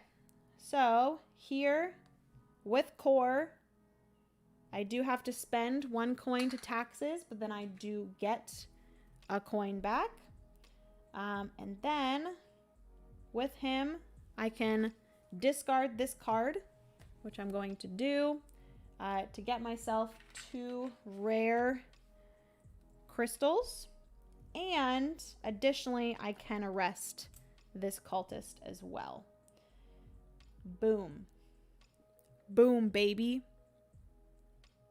Oh, you're at the BIPOC Lounge. That's awesome. Missing you here, though. Oh, Mike, I'm so sad. I am so sad.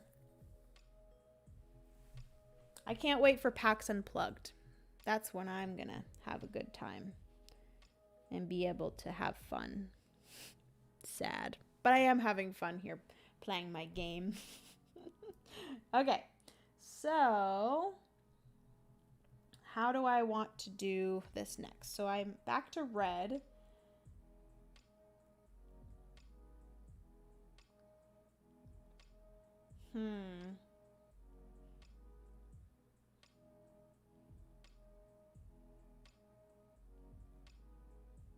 I do want to do some building here for sure this round because I have the 2 crystals to be able to do that.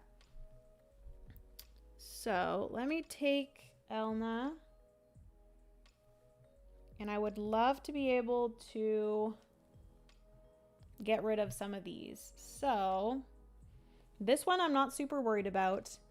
It's mainly these 2, specifically this one, because that's going to add more damage and then it's going to go back on top of the pile. So it's going to keep on coming back because it's the plague. That's kind of funny. So I need a crystal and a coin. Then I also need to worry about getting lots of food. So maybe I just go here for now. I really need to upgrade stuff too. Dang. Do I have enough to do any upgrading? No, I don't. Boo. Maybe I try to do some upgrading. There's so many things to focus on. There's also this spot here, which would get me 3 food. That's kind of a nice spot there. Okay, I'm gonna maybe try to upgrade something. Ooh. This is hard. I'm gonna go up here actually. So that's going to have me pay 2 coins. And I'm gonna get this. So I'm gonna get 1 food, 1 rare good, and then I'm gonna be able to cast 1 vote. And I think I'm gonna put it on that one. Okay, so that's that. For my errand, I am going to pay these 2 rare goods. I'm going to place here, and that's going to move me up 1, 2, 3. And because I used my red, I am going to be able to go up 1 victory point. Ooh, which one should I get? Viticulture or Lost Ruins of Arnak for solo play? I think that they're doing a lot more with Lost Ruins of Arnak. So I think with Lost Ruins of Arnak, you'd have a lot more content to play through. They are coming out with the big box, like at Gen Con this year. And there's also some expansions for Lost Ruins of Arnak that actually kind of like play well towards solo. The most recent expansion for Lost Ruins of Arnak brings in a solo campaign that you can play through, which is awesome. It's a solo or 2-player campaign, which I've played a little bit with Francis. So yeah, I would say maybe Lost Ruins of Arnak is a better choice, just because there's a lot of content to play through. You could just play a simple game, or you can actually kind of utilize those expansions in the solo campaign. So yes, that is my answer. Okay, so that was my errand. Did that, got my victory point. That is everything for my red worker. Now...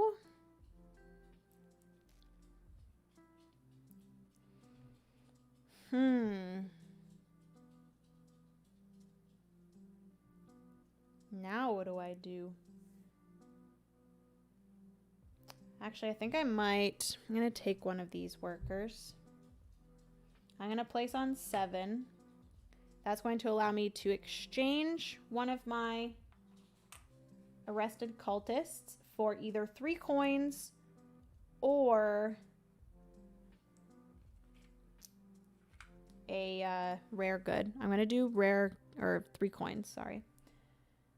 And then I'm going to go back to red.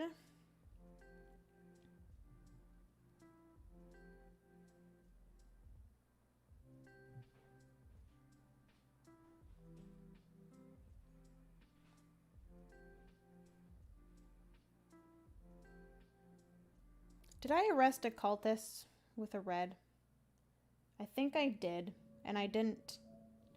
Yeah, because I arrested a cultist with this guy here. So I should have got 2 coins, or I should have did a vote. Because where did I get my other vote? I got my other vote from there. Okay, so I can actually do a second vote there from my special ability here that I keep on forgetting. Okay, so... red...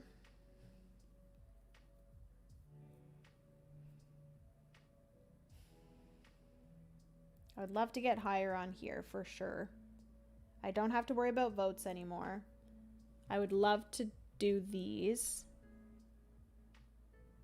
So like I do have boom boom that I could just do that.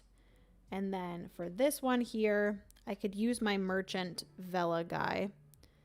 And I could use a coin as that. Then I would just need some common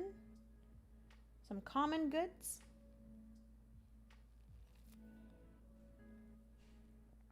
So I have this one here that I could get some common goods from, or I could get a food. Oh boy. Oh, I keep on forgetting that I want to go to this spot here. Oh, that's a good spot. Which actually, I can't go there yet because I have to go with one of these guys. But that would get me 3 food and the 1 common good that I would need. Where else can I go? I would actually really love to go here, because then that would allow me to arrest somebody. I don't have 4 coins to get a sentry. I think I'm going to do that. I'm going to go here. I do have to spend a coin to the coffers. Oopsie. And then I am going to get 1 common good, 1 vote, which like might as well just do that. 1 vote and then 1 errand, which I guess my errand will be to spend a food to do this. Oh wait, I can't do both of them. I keep on thinking that I can do both of them, but I can't. So do I just go here to arrest this one? Yes, I do. So I'm actually not spending my food. And I'm not placing a vote. And I'm not doing an errand. And I don't get this. Apologies. So I'm not doing either of these. I am just arresting this cultist. So we don't have that to trigger. Okay. Did spend my coin though. We good. That is everything there. We're going to go back over here. I'm going to go to this spot. I'm going to get 3 food. Oh, which actually, with this worker here, I am going to perform an errand because I can do that. So I am going to be able to at least do this. But then I am going to get 3 food and 1 common good. That's going to allow me to do that. Okay, so that is everything there. Here, I'm going to place this girl here. I'm going to spend 1 rare good and 1 coin. And that's going to allow me to destroy this. That'll get me 5 victory points. So I'm at 75. I can get that. That is everything. Get that out of there. And then back to red. Really need to get more of these built. So, oh, actually for my errand, spend 1 food. Place this here. Okay. And then red. I need rare goods and coins. Rare goods and coins. Rare goods and coins. I do have 2 arrested cultists, which Asha, she can be placed in an occupied space. So I'm actually gonna go, ooh, actually, do I have coins? I have that.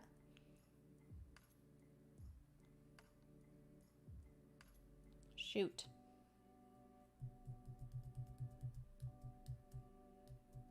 Oh no, that's fine. So she's gonna go here because she can go again to somewhere that is occupied. I'm gonna spend a coin to the coffers for taxes, but I'm a patron, so I get a coin back, so we're all good there. And then I'm gonna spend this card that I just got to get 2 rare goods. And then for this errand, I'm gonna spend 2 rare goods to build 3 more floors. 1, 2, 3. Ooh, so good. Because there's damage there, this is going to go down 1. So I just have to keep that in mind.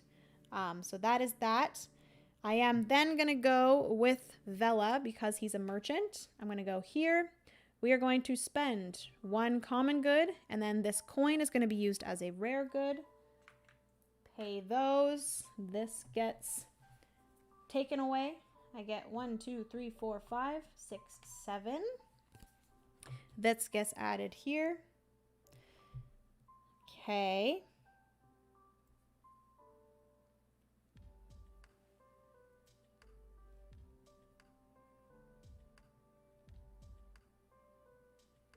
I think I might have done 2 greens in a row again. I keep on doing that. It's fine though. So I did that. I can perform an errand. So I'm going to spend 1 food. Place 1 of these green guys here. Okay, back to red. I'm going to place out 1 of these.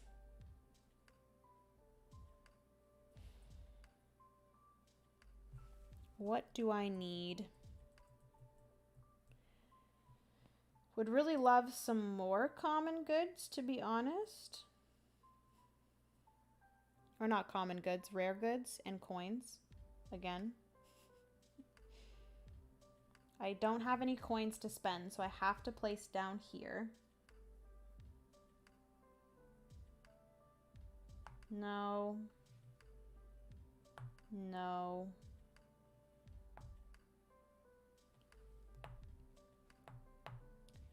I think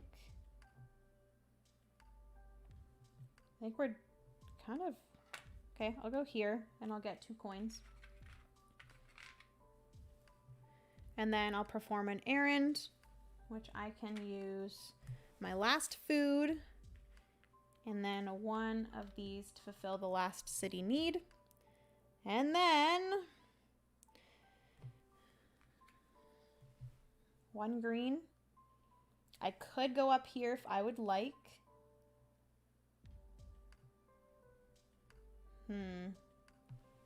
What do we got here? 1 coin for 2 victory points. I can exchange that twice. It's pretty nice.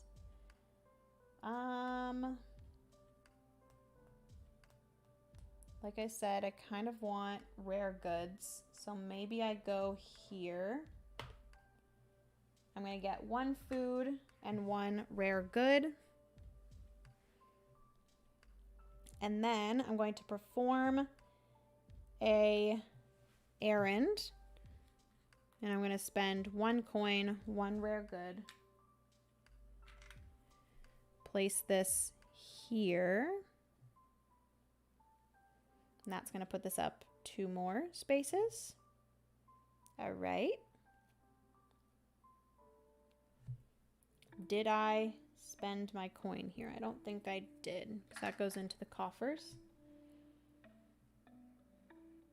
Okay. Have no coins again. So then my last one has to be placed down here. And I might as well just do this one.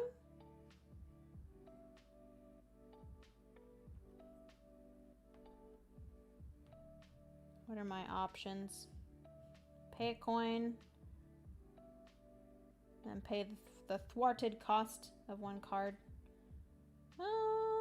Yeah, I think I'm going to go here. And I'm going to gain 1 coin and 1 food.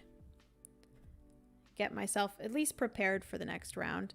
The only crappy thing is I have 2 arrested cultists that I haven't used yet. But it's okay. All right, so that is everything for that round. I think I have done everything that I needed to. So we are going to go through and do all of the Knights Falls things. Okay, so we're going to resolve city needs. So I did get all 4 of them. So that's going to get me 8 victory points. Let me quickly make sure. Because I'm pretty sure the city needs... They don't get discarded. Please hold as I make sure I'm doing things correctly.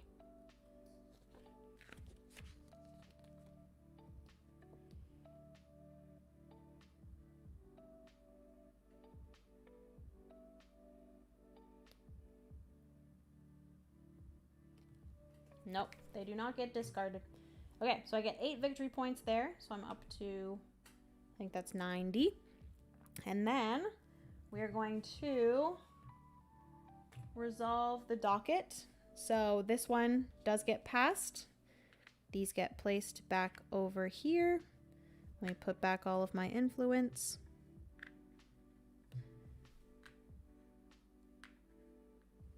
Okay, so this one does get passed. Counselors gain 1 victory point. So I just gain 1 victory point.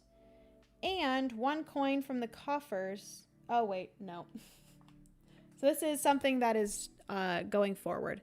So whenever I arrest a cultist, I just need to remember I gain 1 victory point and 1 coin from the coffers going forward. Awesome.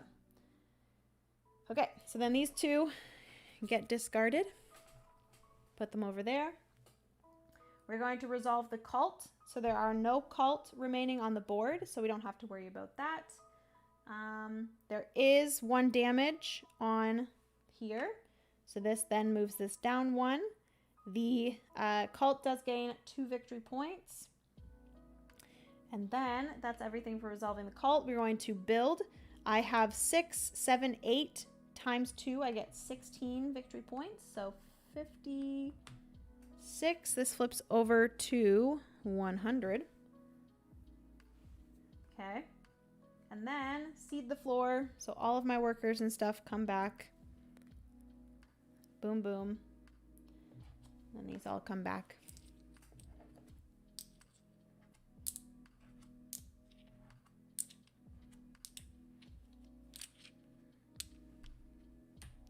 The Lyra's ability is really helpful. The fact that I can use all of my workers outside of the Dinlux area.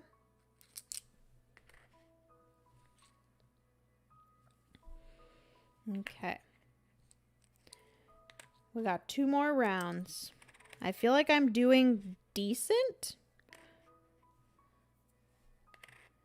Place those there. Okay, we good. These get placed back as well.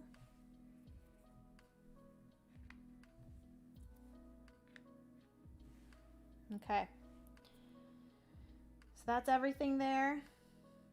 My only thing now is I'm pretty sure there's not too many cultists left in the bag, so they will probably have their second leader come out, which is not great. Okay, so that is everything. We're gonna get rid of all the coins in the coffers, and we are good to move on to the next round. So, next lighthouse is this lighthouse here. Oh, this one's gonna need wild, which is not fun. Wild and common goods. Okay. And I believe that is everything. This is gonna move down. We're gonna move on to the next round. So, decrees are, we have an order here. If passed, add 1 rare good to the city needs. Then the lead sponsor thwarts 1 threat of their choice for free. That's pretty nice. Oh, and then we have another order, which is, if passed, every sponsor of this decree gains 1 influence. Okay, that's pretty decent. Then we have 1 decree, cult decree. This is add 1 vote to this decree for each research card the counselors have in hand. I don't have any. That's perfect. Okay. All right, and then the scary part. Please not the leader. Please not the leader. We got 8. The leader. Dang it. And 17. No. Okay, leader is last. So we are going to add 8 here. There's no card here yet, so a card is going to be revealed. Boom. And then we have 17. That is going to be placed here.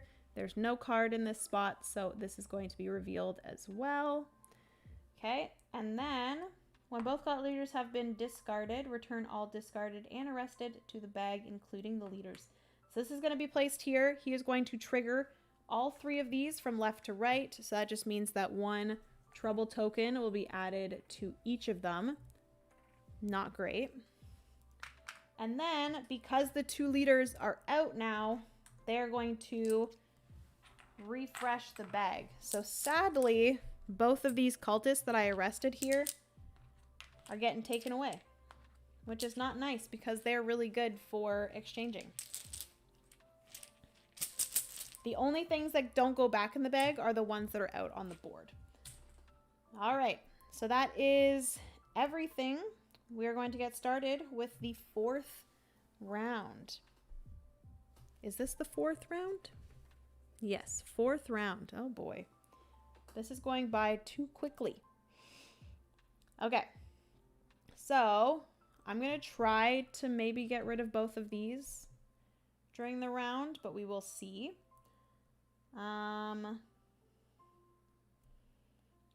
We need to arrest both of these cultists.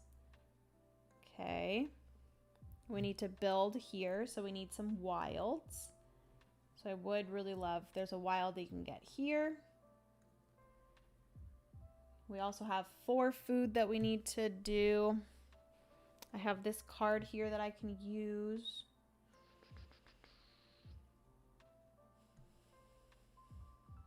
Okay. You know what might be fun? Do I have coins? I have 1 coin. Okay, so I'm going to start here. I'm going to use Elna. I'm going to put her here. That is going to cost me 1 to the coffers. And I'm actually going to spend this thwarted threat to get 3 research cards. Because I feel like research cards are fun to like play with. So we have play at the start of your turn. Instead of placing a worker, pick up one of your workers already in play and play it in a different space. Ooh, that's cool. The Velvet Glove is play during your turn and choose from the following effects twice. Add a coin to the city needs. Spend 2 coins from the coffers to gain 3 victory points. Or the cult loses 4 victory points. Interesting. Okay. So like the ones where you're adding city needs, that's a bad thing for me as a solo player. But in the multiplayer game, that's something that maybe you would choose if you were trying to take the cult's side. Hopefully that makes more sense. There are some obviously here, like this one, if passed, add a rare good to the city needs. Obviously that's something that someone would maybe want to put some of their influence into and see if that one would pass, because they're maybe thinking that they want to take the side of the cultist, which I think is really cool for the multiplayer game. And then this one here is play during your turn to gain 4 food. Heck yes, that one's awesome. Okay. Okay. So those are some research cards, which I will mention, I think there's a spot here where you can spend research cards to get stuff. I could be wrong though. Yeah. Oh, yeah. You can spend a research card to get coins from the shady dealer. I would really love to upgrade something, because I feel like we haven't upgraded much on the board. And that does get you victory points. But I feel like I'm spending so much time focusing on the lighthouse and the threats and then also the city needs that it's hard to like prioritize upgrading the town. Okay, so that is that. We're gonna move on to green. I need coins. Would love some coins. Could just discard one of these cards. The only thing is all 3 of these cards are pretty good, so maybe I don't want to do that. I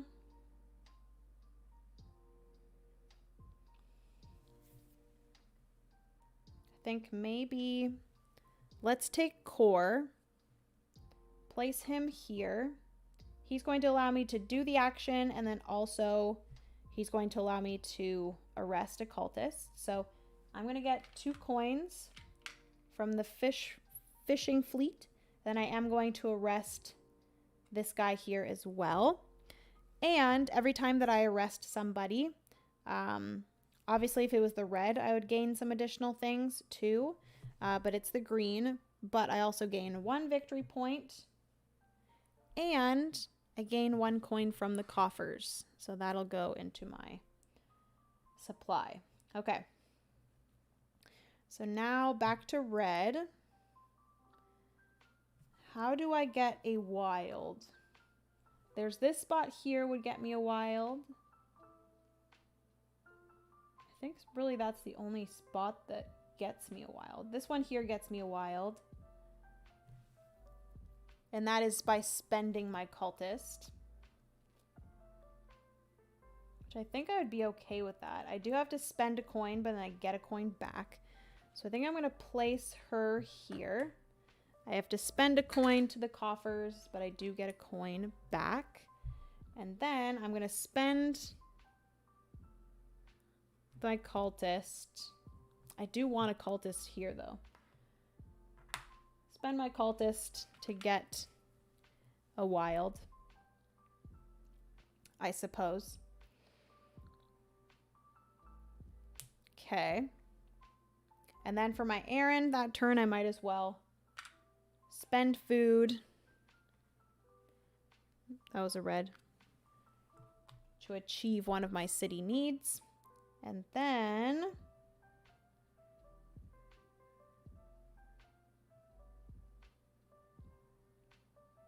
so for these 2 that I want to destroy, I need goods, and then I need rare goods. And then I need more rare goods, an arrested cultist, which this is the only one that I have left, so I have to arrest that one. Okay, so I think I maybe want to add or place one up there.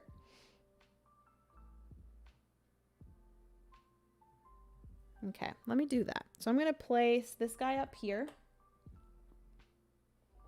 I'm actually going to place him here. That is going to cost me 2 coins. And then he's going to arrest this guy here, because I need an arrested cultist for that. Okay. And then for an errand again, I'm going to pay a food. And then I'm going to use an influence. Get one of those city needs met. Okay. Is there... Oh, there's a spot here that I can spend 2 coins to get a wild. That's kind of nice. Thwarted threat here I can spend to get a wild and a coin.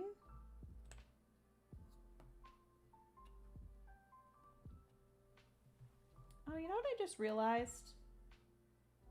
That's probably better.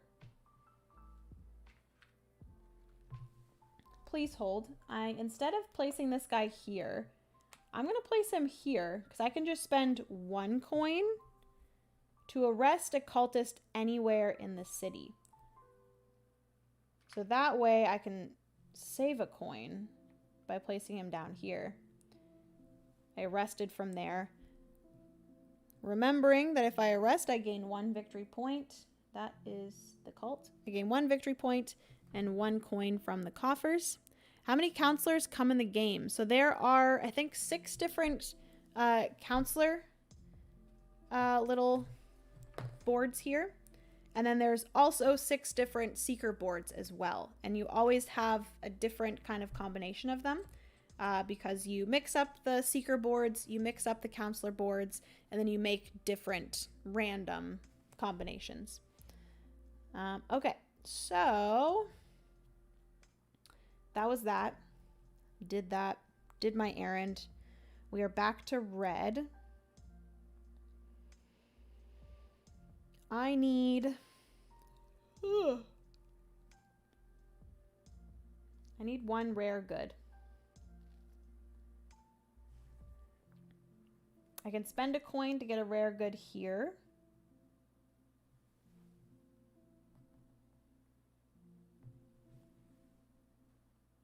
Up here would get me 1 food, 1 vote, 1 rare good.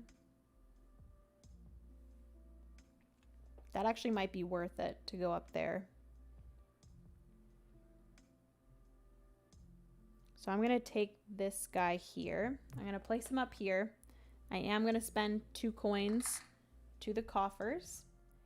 And I'm going to gain 1 food, 1 rare good.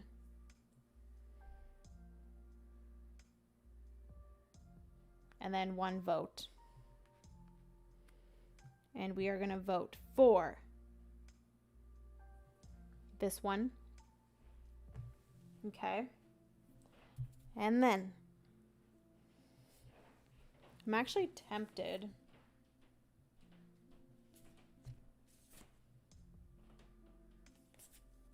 Oops. Spend 2 coins to gain from the coffers to gain 3 victory points during your turn. That's pretty tempting. That's pretty cool. Oh, over here I can also get 2 coins, 1 rare good. I actually might do that. So I just did red. It is now green.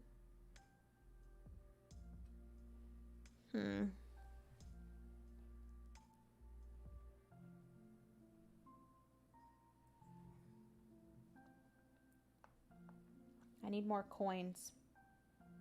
I need coins.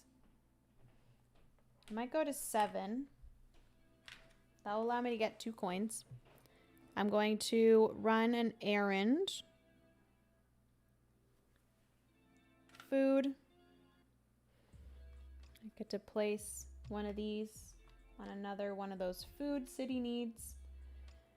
And then back to red. Oh, I guess I don't need to use necessarily one of those.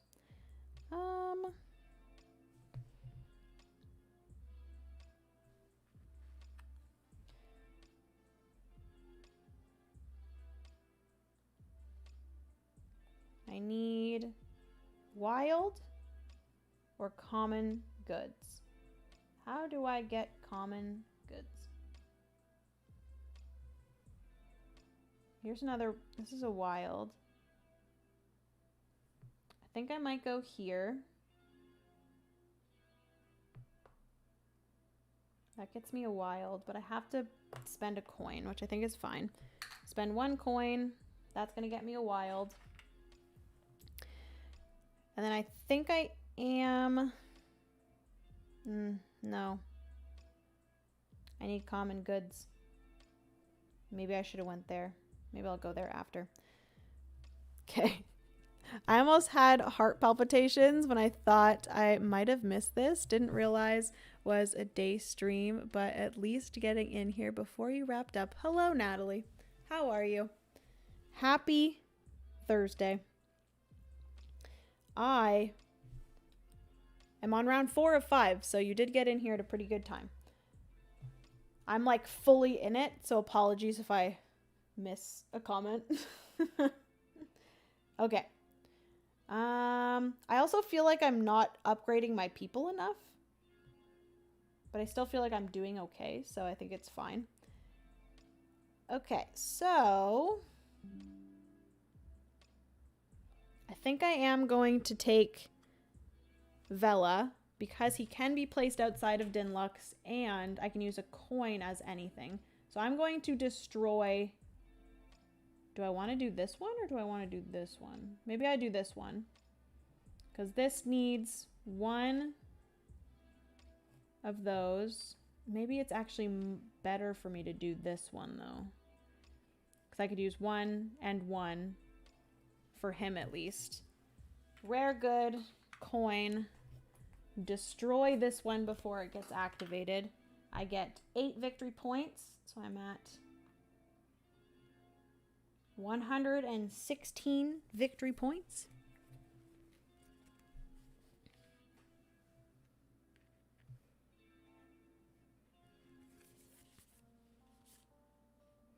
And do I want to... Is there any place that I can exchange? Well, actually, this is really good because I'm going to get victory points for food at the end of the game, right? So maybe that's fine.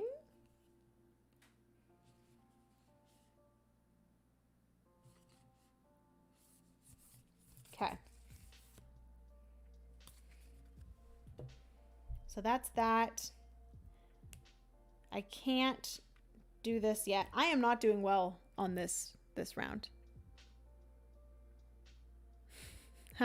No, definitely looks like a game you'd get lost in, so happy to see it.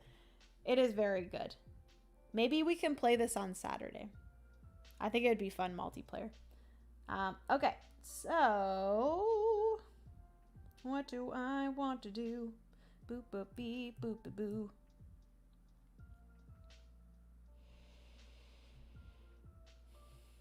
Can't run an errand with him yet. So then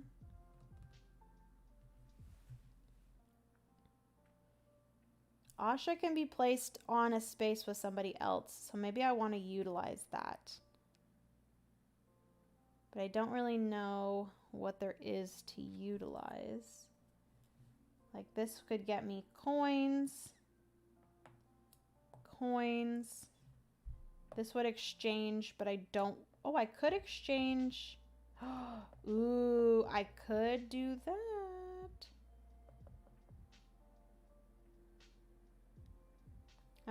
I'm going to go here. 1 coin goes to the coffers.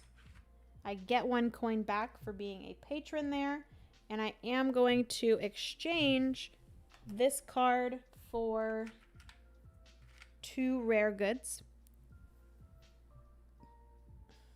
Okay.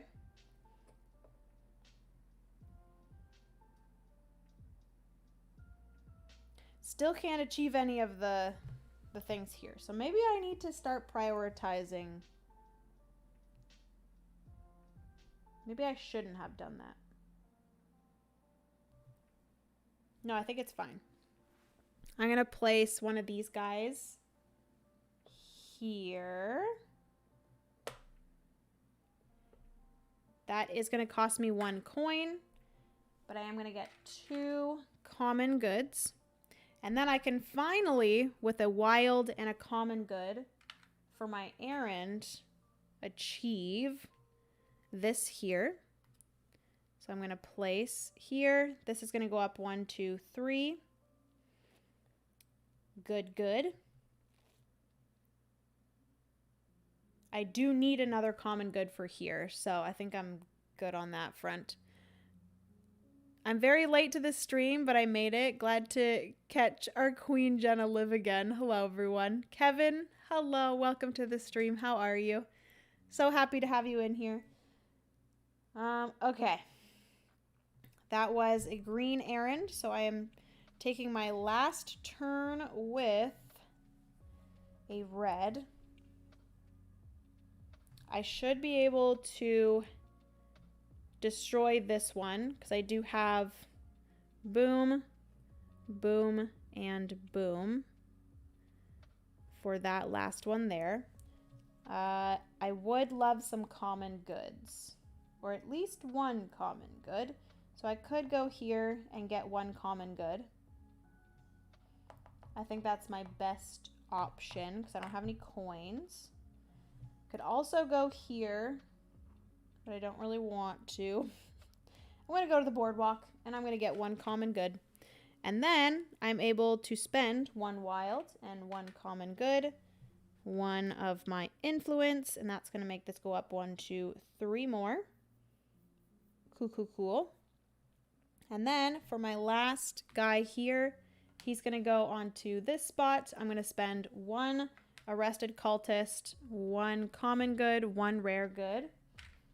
And that's going to allow me to destroy this thwarted threat. That gets me 9 victory points. 1, 2, 3, 4, 5, 6, 7, 8, 9. All right.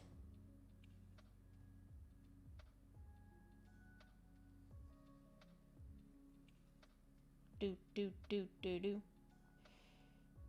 Okay. That, I believe, is everything for this round. Did I achieve as much as I wanted to? I did, but I also didn't use any of these cards, which I probably should have. Maybe before I end off my turn, I should do this? Nah, it's fine. I'll wait and do it at the last round. Retirement is very demanding lifestyle for me now as I've invested in my hobbies of gaming and model trains. Ooh, very nice. Very nice, Kevin. Okay, so that is everything for this round. We're going to go through. Counselors receive 2 victory points for each of their influence tokens on the track.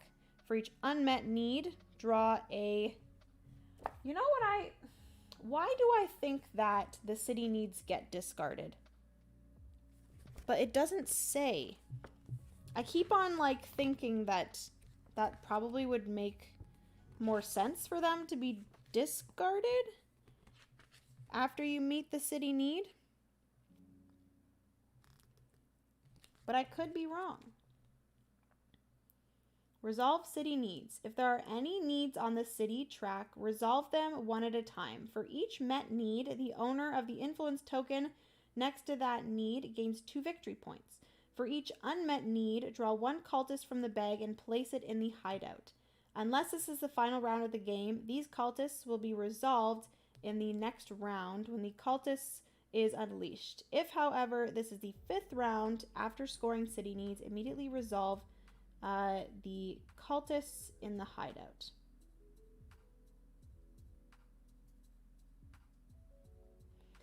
In the above example, blah, blah, blah. After city needs are resolved, counselors should reclaim any influence tokens on the track and return them to the worker sheets for the next round.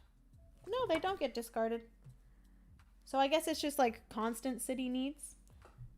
Oh, shoot.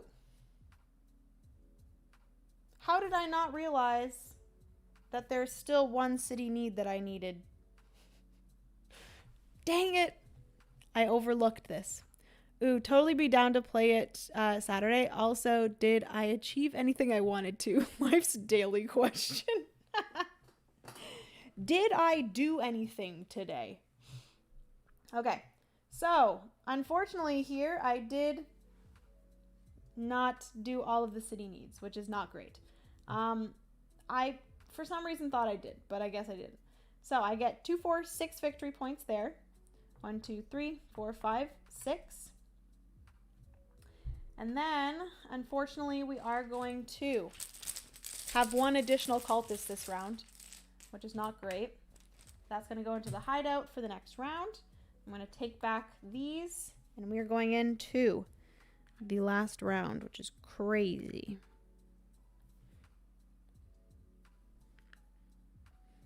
Okay, and then that is everything for city needs. We are going to resolve the docket. So I did get one onto here. So this one is going to be the one that passes. This is, if passed, every sponsor of this decree, which was just read. Oh my goodness, I'm an idiot. Gains 1. Why did I do that? My red player already has all of their influence. So this was kind of a bust, but I guess that's fine because I'd prefer that over any of these. I should have put the vote towards that card with my green player because my green player only has 4 of their influence. Oh, Jenna. 4th round, not great for me. Okay, so that is the docket. We're going to resolve the cult. So if there's any unarrested cult on the board, they would get triggered again. And then the cult does gain 3 victory points. 1, 2, 3. Okay. I think we're good there. Okay. And then build the lighthouse. I built 6 floors times 2. I get 12 victory points. 1, 2 to here. Okay. This, oopsie. Sorry, core. That gets moved down. I get these influence back. And then we move on to the last lighthouse. Okay. And then turn workers. Coffers gets emptied. Workers come back. And last round is just about to begin. Okay. I have a feeling I'm going to probably win. I'm pretty far ahead of the AI right now, and they have 3 hidden threat cards. I don't know how many victory points they're going to get for those hidden threat cards, but we will see. But they're currently at 19 victory points, and I'm at 143. So I have a feeling I'm going to win.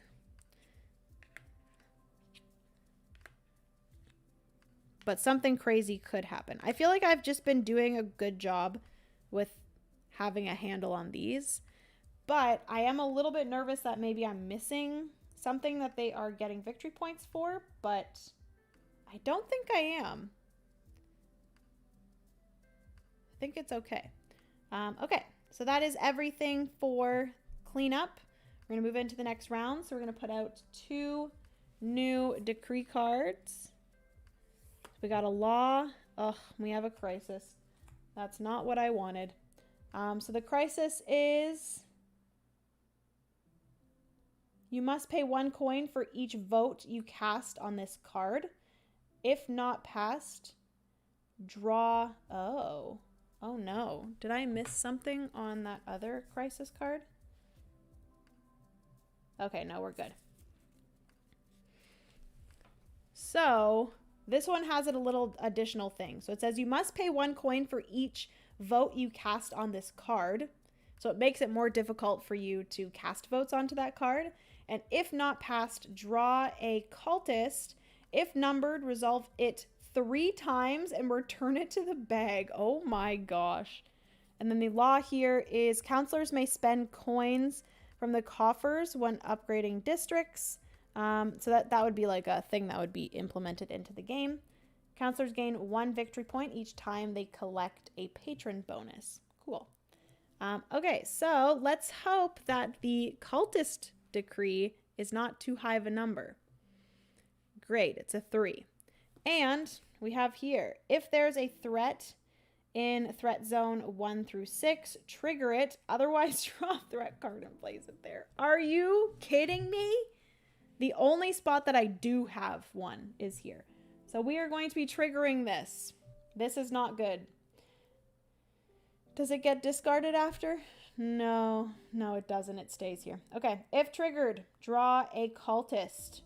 If numbered, the district of the drawn cultist is and its adjacent districts are downgraded and have rubble tiles placed on them.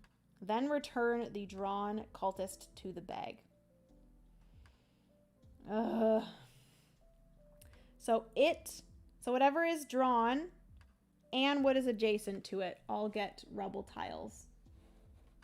And fortunately, the only one that we have upgraded is the 10.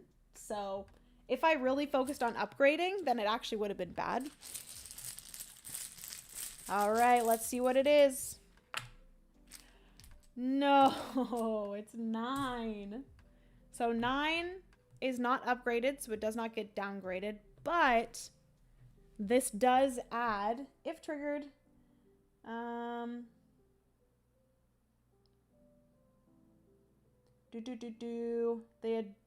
district of the drawn cultist and its adjacent districts are downgraded and have rubble tile placed on them. So that one gets rubble, this one gets rubble, this one gets rubble, and this one gets rubble. Oh my gosh. That sucks. Ugh, okay. What a great ending. And then this goes back in the bag. What a great last round. Okay, so that is that. I might as well keep this because we are going to get 3 cultists out of the bag. 1, 2, 3. Oh my gosh. All right, everyone. We are about to get pummeled with these. So we have a 2. So that means a trouble token is added here. We have 7, which that means a card is added to here. We have 9. Great, that one just can't be. Oh, that's not good. Oh, if upgraded, discard this tile. Oh, thank goodness. So that one actually doesn't get placed there because this one is upgraded. So it's just these 2. So I can possibly arrest this cultist by going here. Okay, so that is 9. So that means that a trouble token is added here as well. And then we have, oh no, we have the leader, cult leader. So at least we only have 3 on here. This does activate all 3 of them again. So we're going to put another trouble token there, 1 here, and then there's no card here, so we're going to add 1 here. Oh gosh. Oh no. The sea beast. We are not going to do well this round. The sea beast. Place the sea beast tile on District 5 while this threat is in play. Each time a trouble token would be added to this threat, deal 2 damage instead. Oh gosh. So thankfully there is no trouble token on that one right now, but the sea beast tile is getting added to number 5. Workers cannot go here. All right. So we are very limited to where we can go this round. Love that for me. Yesterday bought the family fresh bagel sandwiches for breakfast. Oh, that sounds so good. We actually tried to buy bagels the other day from this new brekkie bagel spot, and I ordered it on Uber, and my Uber order got canceled because the store just randomly closed. And it's like, oh, we're busy, we can't take your order, which made me sad. Then today, bought eldest daughter a coffee at Starbucks while I was running morning errands. Goals for the day achieved. Aw, that's so nice, Kevin. So maybe not the best version of this game to enter the series. I haven't played any of the Kinfire games yet. I would say that this one is definitely like, there's a lot going on. It's not as complicated as I thought it was going to be, which is good. But I would definitely say your best kind of intro into the Kinfire world would be Kinfire Delve. That is very fun. You can also play that one solo. It is still very challenging, which I enjoy. So yes, I would say Kinfire Delve. There's also Kinfire Chronicles, which I have not played yet, so I don't know how approachable that is, but I feel like that is definitely more story based than this one is. This one has definitely like some Euro game mechanics. It's worker placement, resource management, that sort of thing. But it still has some really cool stuff to it. So yes, I would say Kinfire Delve, and then you could probably jump into this too. It's not terribly hard. Jenna sitting on a council. All right, everyone, get ready to be pummeled. LOL. Here is... Not sure what that says, Nat. Here is though you were but a gentle... Here I thought you were a gentle soul, Jenna. There we go. That's what you were going to say. I am not a gentle soul whatsoever. All right. Let's do this. What do I have to do here? Okay, so I have to make sure I get 3 votes onto here. Okay, I will look at that. Thanks. You're welcome, Kevin. So I will probably try to do this. Every time I do this, I do have to pay a coin, so I have to make sure I get coins. I do have this here. Have a bunch of these things. Okay. All right. I'm very limited on the places that I can go. Thankfully, I don't think a lot of these spots were the ones that I really went to that often. So that's good. This one was nice to get the 2 goods, but... Okay. I do have this too, so I have to remember that. This needs lots of food. Okay. Okay. Okay. Everything's fine. Okay. So, right away, I think I am going to take win. Never mind.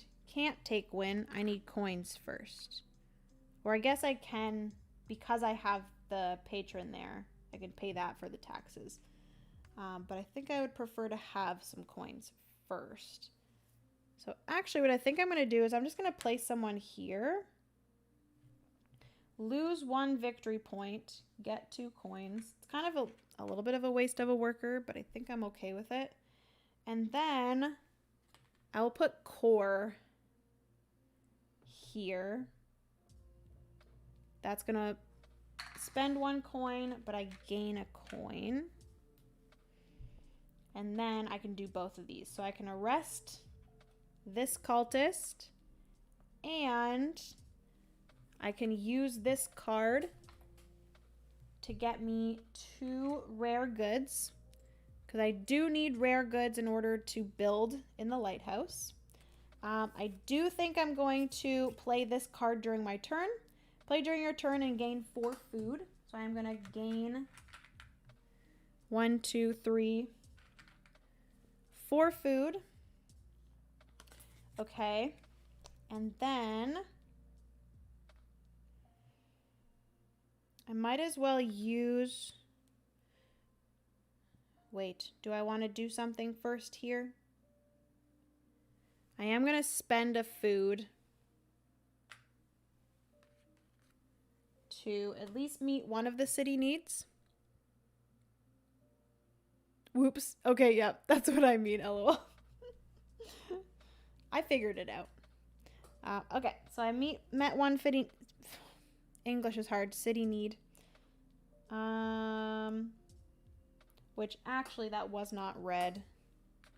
That was green. Okay. And then I'm back to red, which I will then do this guy here. I will do this, which will get me... Do I want 2 food or do I want a coin and a food? I think I will do 2 food. 2 food. And then I can also, because he has that guard ability, arrest. Boom. And then I will go with one of these workers.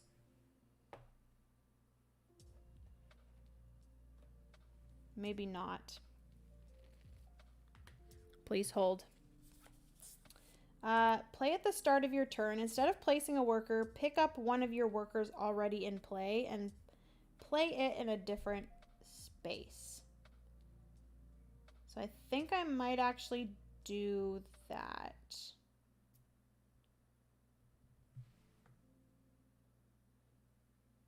So I'll go...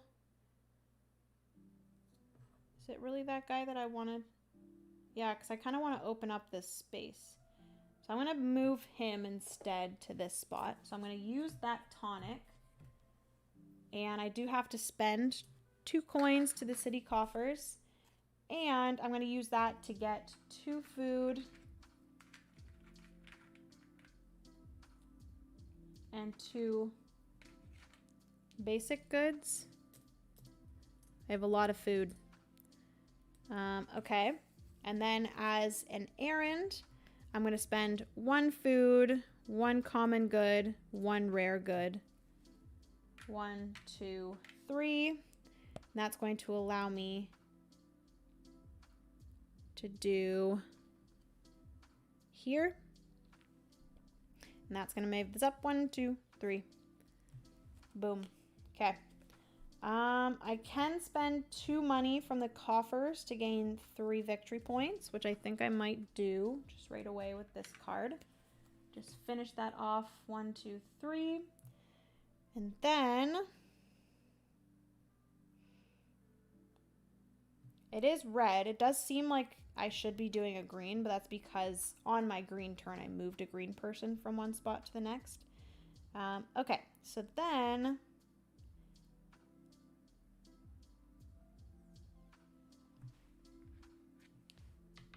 I need to arrest this cultist as well.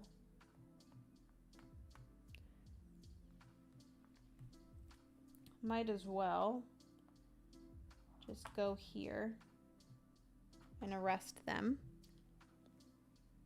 Okay. Back over here. Do I even worry about doing any of those? I feel like I don't really need to. I think for an errand, I am going to spend a food to meet another one of these city needs. And then back to a green. I still need coins. I do need a lot of coins, but where can I get coins? I guess I can go here and get 2 coins. Okay. I have all of the cultists, so I don't need to worry about that. Okay. I think for each time you arrest a cultist... Oh my goodness, I keep on forgetting that. Each time I arrest a cultist, I can gain either 2 coins or 1... whatever it's called. Cast a vote. So this one, arrested this one. So I am going to cast a vote. I'm going to cast this one, which then I have to gain a coin. Or spend a coin, sorry. Which, shoot, I don't think I could have done that. Because I don't think I had coins at that time. No. So maybe I don't arrest that cultist with that one yet. Please hold. This is annoying. I'm gonna do a little... This guy goes back here. She goes back here. Cultist goes back here. So I don't arrest this cultist yet because I don't have any coins. So I should probably get coins first.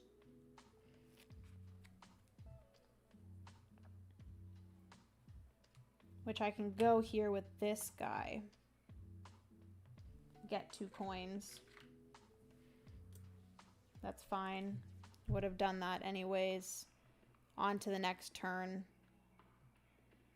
I don't want to do that. I could go here with this guy. That'll get me 2 coins. Another 2 coins. And a research card. Play during your turn to gain 1 influence. 1 cult influence, which typically in the multiplayer game, that's how you take the side of the cult. But in the solo game, if you gain cult influence, you're able to take off one of the trouble tokens from a card.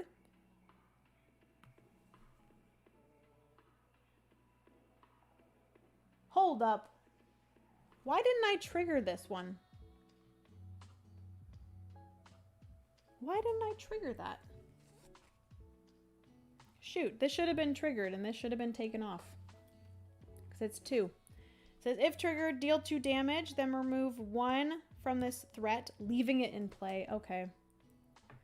So this actually has that, and then there's 2 damage. Dang it! There's 2 damage on the lighthouse. Okay. So this would allow me to take off a damage, or sorry, a trouble token. Okay. That's pretty nice. I am going to not do it with this one, but I am going to spend a food to go here. And then now, with this, I can go here. I can arrest this cultist. Whenever I arrest a cultist, I completely forgot to do that too. Oh my goodness. 1 coin. And then 1 coin. 1 victory point, 1 coin from the coffers. So I actually did have enough. It's fine. I'm falling apart. Things are happening. And then, each time I arrest a cultist, I can gain 2 coins or cast a vote. So I can cast a vote here. I can spend a coin. Holy bejeebus. Okay. But I can still do... I can perform a errand, which I can do food, common good, rare good. That's going to allow me to place here. 1, 2, 3. And that also gets me 1 victory point because I did the lighthouse with the red worker. Okay. Let's do... Excuse me. What do I want to do? I'm actually going to use Vela. Wait, do I even worry about doing them? Or do I worry about this stuff here?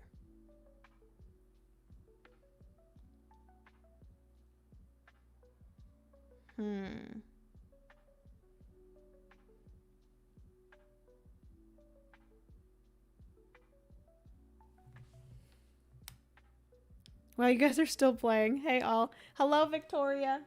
Welcome to the stream.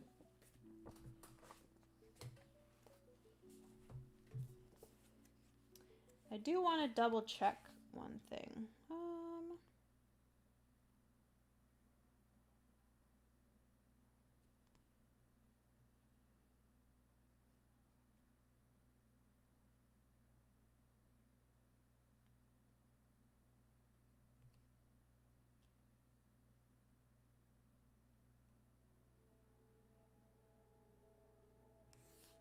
Okay. So, do I want to do that? Or do I just focus on getting some votes out?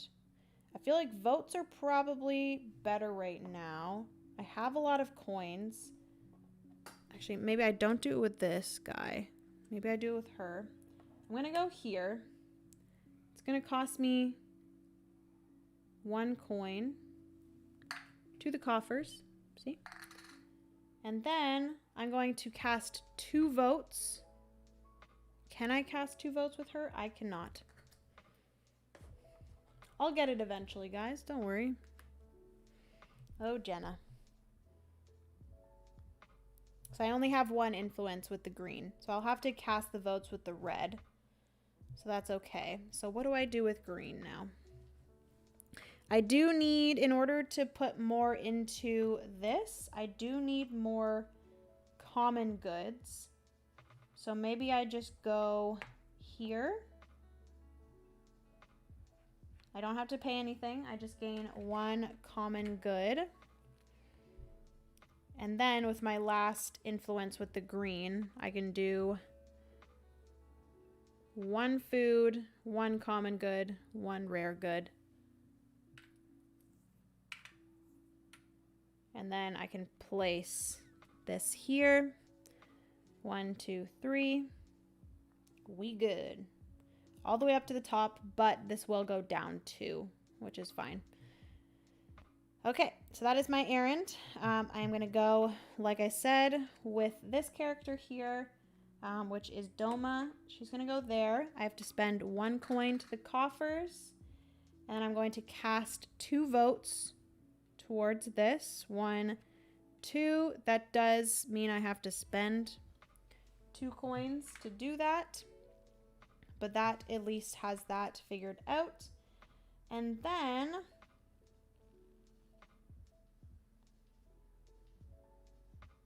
okay, we're back to green. I think there's like not really much else I can do. I guess I can just go full force into destroying some of those. I could upgrade one of these to get rid of one of those rebels. But like, it really is just that the AI gets, or the cult gets 1 victory point. How are you, Victoria? How's your Thursday going?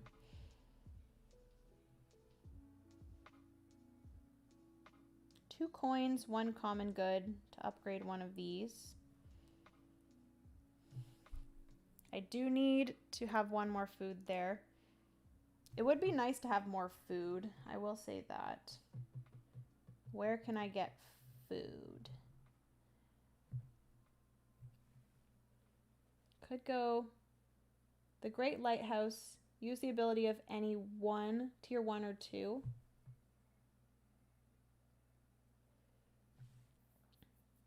I could go here, exchange one of the cultists for some stuff. Some coins. I'm gonna go here. I do have to pay 1. I do gain 1 back though.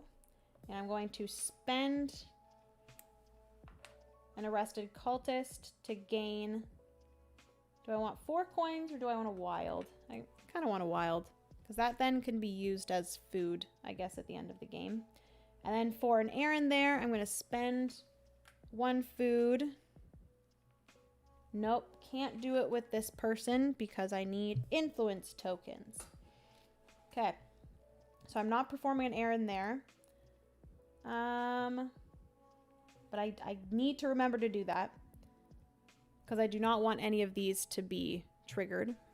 I am good. The state fair has been in town and my family is enjoying going this week. Oh, that's so fun. I used to live in a small town where we had a fair as well.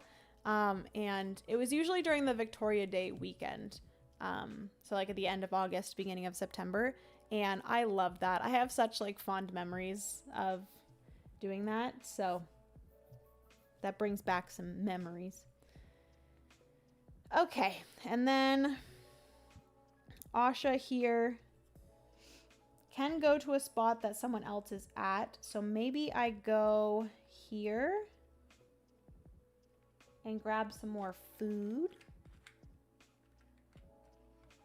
Or do I go somewhere else that will get me something better? Maybe I go... Is there any spot that gets me common goods? Like a lot of common? Oh, it's that one, of course. Ugh.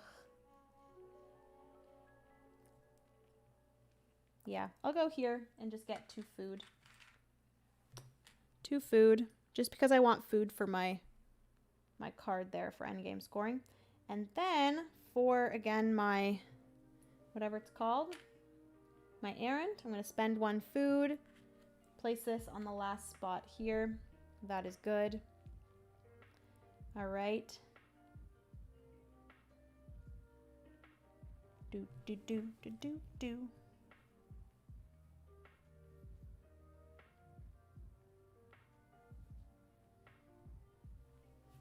All right. Do I want to do anything with this? I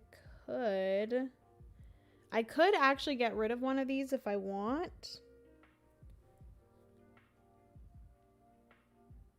Do I want to do that? It's probably best for me to do that. I'm going to go here.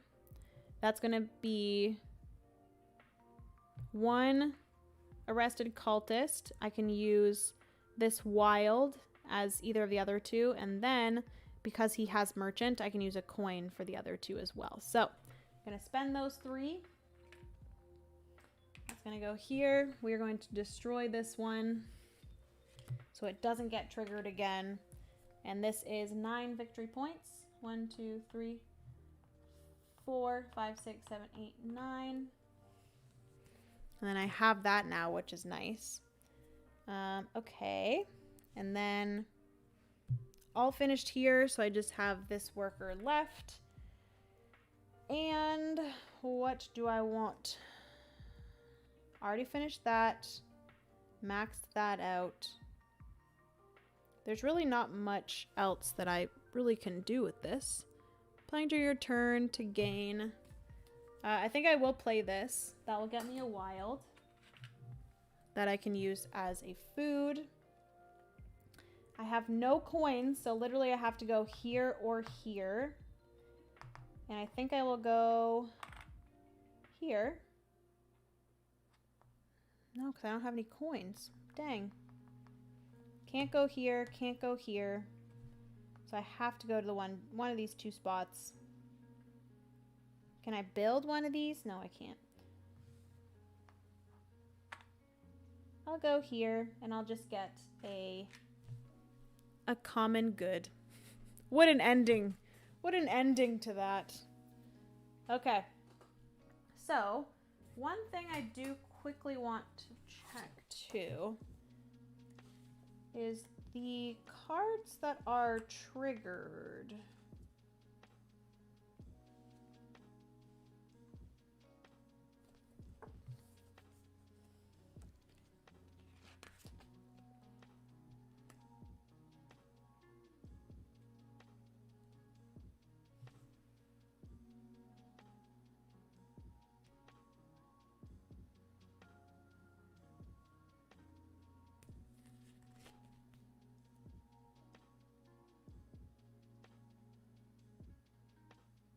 Okay. All right, so that is the end there. I am going to have to go through most of this stuff except for a few end things. So first is resolve the city needs. I did get all 4 of those, so I'm going to get 8 victory points for that. 1, 2, 3, 4, 5, 6, 7, 8. These get put over here.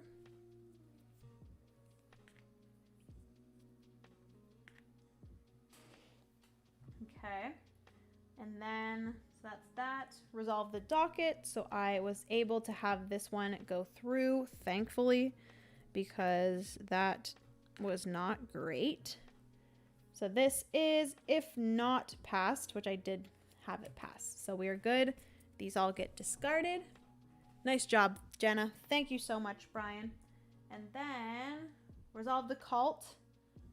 I did arrest everybody, so we're good. We do have 2 damage tokens here. So this is going to go down 1, 2. The cult is going to get 1, 2 victory points. These will get discarded. And then we're going to build the lighthouse. So I have 9 floors times 2. So I get 18. 1, 2, 3, 4, 5, 6, 7, 8 plus 10 there. Which I'm pretty sure I'm at 150. I'm at 182. Which I feel like I might be giving myself too many victory points. I'm not sure. But I feel like I'm doing everything correctly, so I don't know. Seed the floor. So typically, so actually, if this is the final round, the game ends and final scoring begins. So you don't have to worry about taking off your workers or anything like that. Okay, so that is everything. The only other thing for final scoring is we do have to reveal the cult's hidden threats. And at the end of the game, if you have more than the cult, you win the game. If, however, the cult is tied or beaten your score, you lose the game. So, yes, I think the only thing is you have to count up their hidden threats, and then I think that is everything. After 5 rounds, when resolving city needs, in the final round, if any cultists are drawn from unmet needs, they are immediately resolved.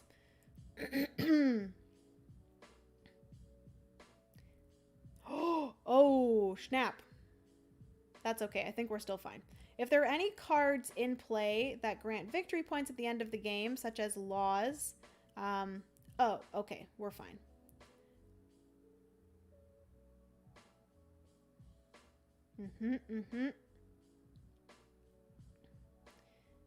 So yeah, we just count up my victory points for my food. So I do have 2 for food, so I get 6 victory points. 1, 2, 3, 4, 5, 6. Excuse me.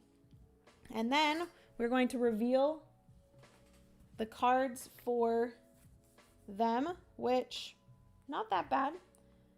They're going to get 10, 20, 1, 2, 3, 4, 5, 6, 7, 8. 1, 2, 3, 4, 5, 6, 7, 8. Boom. So actually they got like one of the best cards here, which is Kallax's Well, which got them 20 points. But then the other 2 are pretty low with only 8 victory points. So that is that. So the cult has 57 and I have 183. No, 188.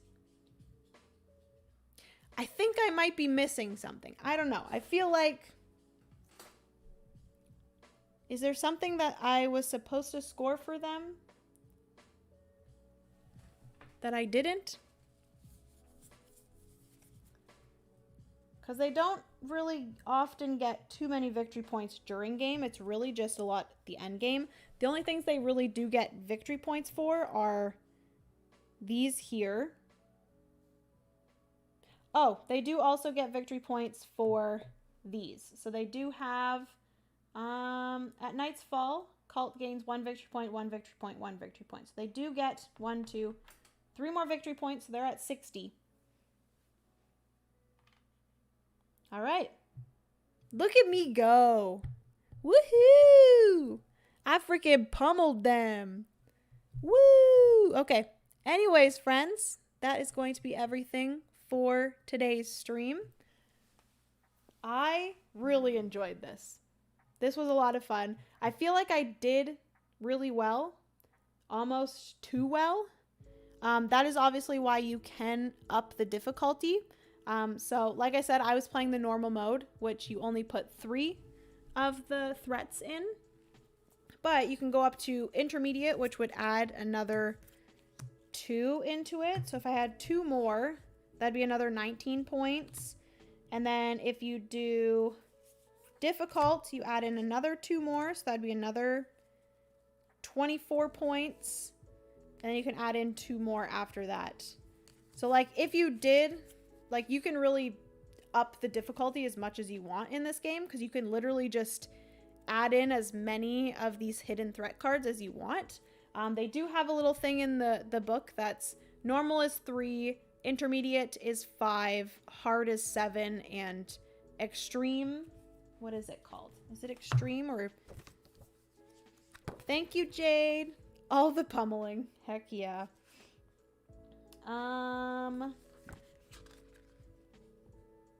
Extreme is 9 hidden threats. So if you really wanted to go up to that difficulty, I feel like I'm pretty decent at games, so maybe I should have went up to like intermediate or something. But I feel like even at intermediate, I still would have pummeled them. So anyways, that was a lot of fun. Thank you all so much for hanging out with me. This was indeed, like I said, about a 3-hour stream. So this is a little bit of a longer game, but I really enjoyed it. Yeah, really enjoyed it. Hopefully you guys enjoyed watching me play. Hopefully this was a good overview of how the game plays solo, so you have a better feel if it's something that you would enjoy. I really do like the gameplay of it, and the solo works really well. I'm just hoping that the difficulty of it with those extra hidden threats will be more difficult, and maybe I am missing like one little thing that the AI does get victory points for every round that I wasn't giving them, but I could be wrong. Who knows? Great job. It goes on the gift list for family to buy me. Nice. Glad I caught the end. Victoria, glad you popped in for the end as well. Hopefully you got to see a little bit of the game.